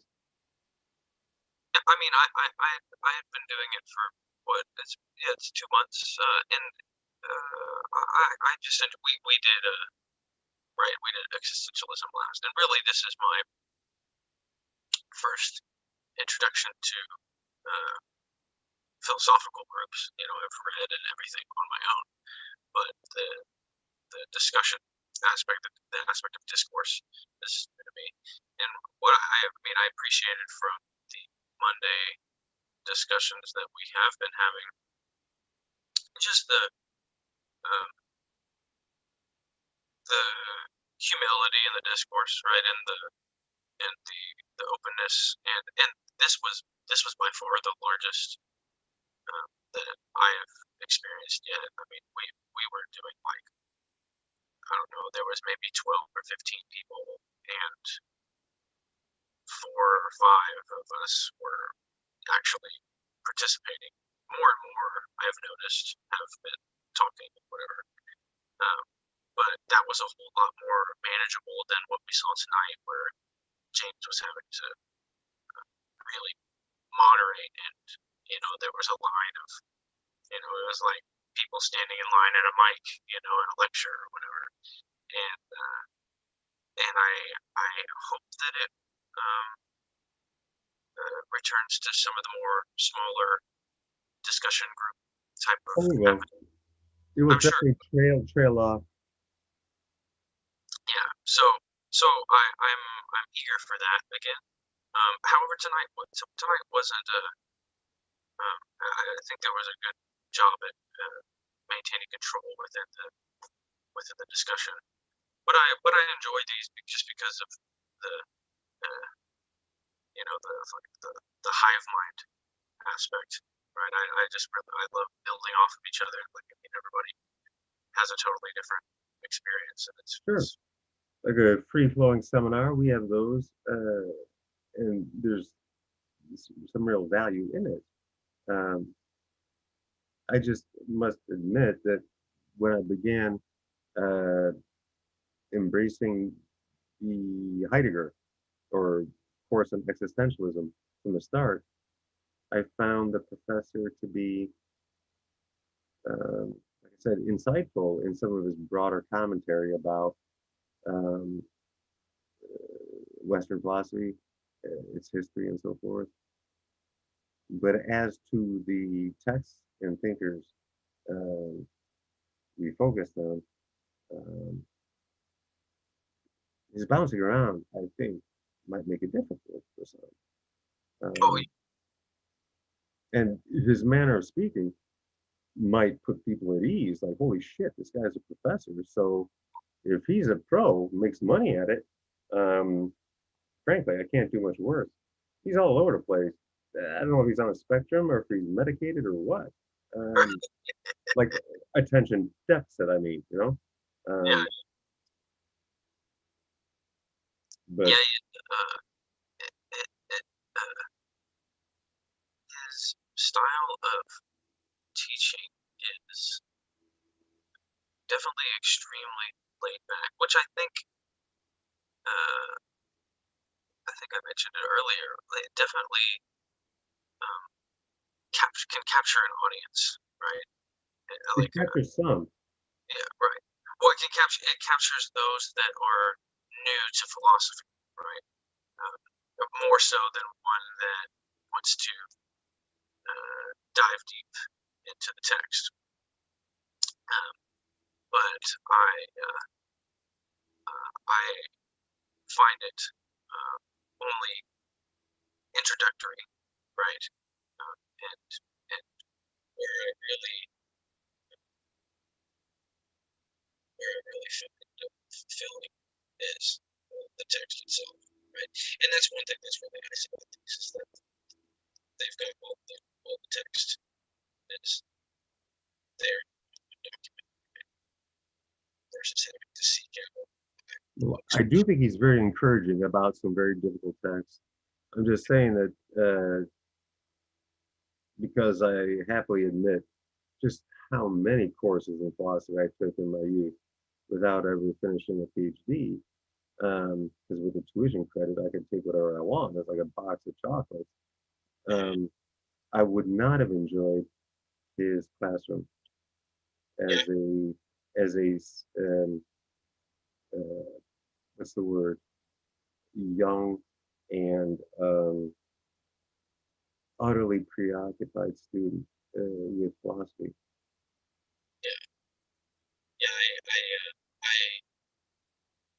I don't think I would enjoy it as the typical academic seminar. It's nice to have access to just as a video that Oh yeah, and people have been using like YouTube and podcasts and stuff. Certainly in our local community for years. There are a lot of people who at their day job can listen to this stuff and they get a great deal out of it. So I'm less inclined because I'm old and I prefer to read books, but I can see the appeal. It's just funny because he's on his own and he's just kind of riffing here and there sometimes. And I think he can be hard to follow, even though he is encouraging. Yeah, he's definitely, his teaching style is quite erratic. But I mean, in the past, through probably most of the weeks, I didn't even listen to the lecture. I would simply just read it, and that sufficed. Well, I found myself limited to the lectures on Heidegger because David's links to portions, to citations, were not always instructive. Like I couldn't find what they were referring to, what book, what pages. Well, first, what book? When they say the purple book on existentialism, I think of Robert Solomon and a book called Existentialism. It's not that though. It's a buddy of the professor's. After my time, right? Meaning, in my day, I've got books from things that were used as textbooks and so forth then. So things since, they're not so obvious to me. I don't read living philosophers. It's kind of like art, right? I'll wait till they're dead and we'll see if they stand the test of time. Yeah, I was gonna say, see if they really become great. But that's why I asked David if, like, these aren't introductory classes. They must be upper levels. And I was curious how many there might be because honestly, there were only 7 students in my first Kant class in a school with a large department and but very few undergrad majors. So it was mostly grad students. And but it was a really like rigorous and systematic, well, traditional way that I'm old enough to have enjoyed. That was sort of the norm then. But anyway, try to adapt, just like I am slowly adapting to the virtual. Yeah. Hey, you either adapt or you die, right? I mean, it's doable. Kicking and screaming. I'm dragged in the 21st century, and if it means more people can participate in a shared practice of philosophy, namely sustained inquiry into some basic philosophical questions of any kind, then of course I'm in favor of it. And I know that better people than I, more capable in our local community, you're going to find ways to include virtual attendees once this pandemic's over. Yeah, I hope it continues. I'm optimistic. I think that this has created fantastic opportunities for outreach. Right on. Yeah. All right then. I'm going to say goodnight then. And thanks for the chat. Enjoyed it. Absolutely, brother. It was good meeting you, and I hope to see you next Monday. Okay, take care. Take it easy.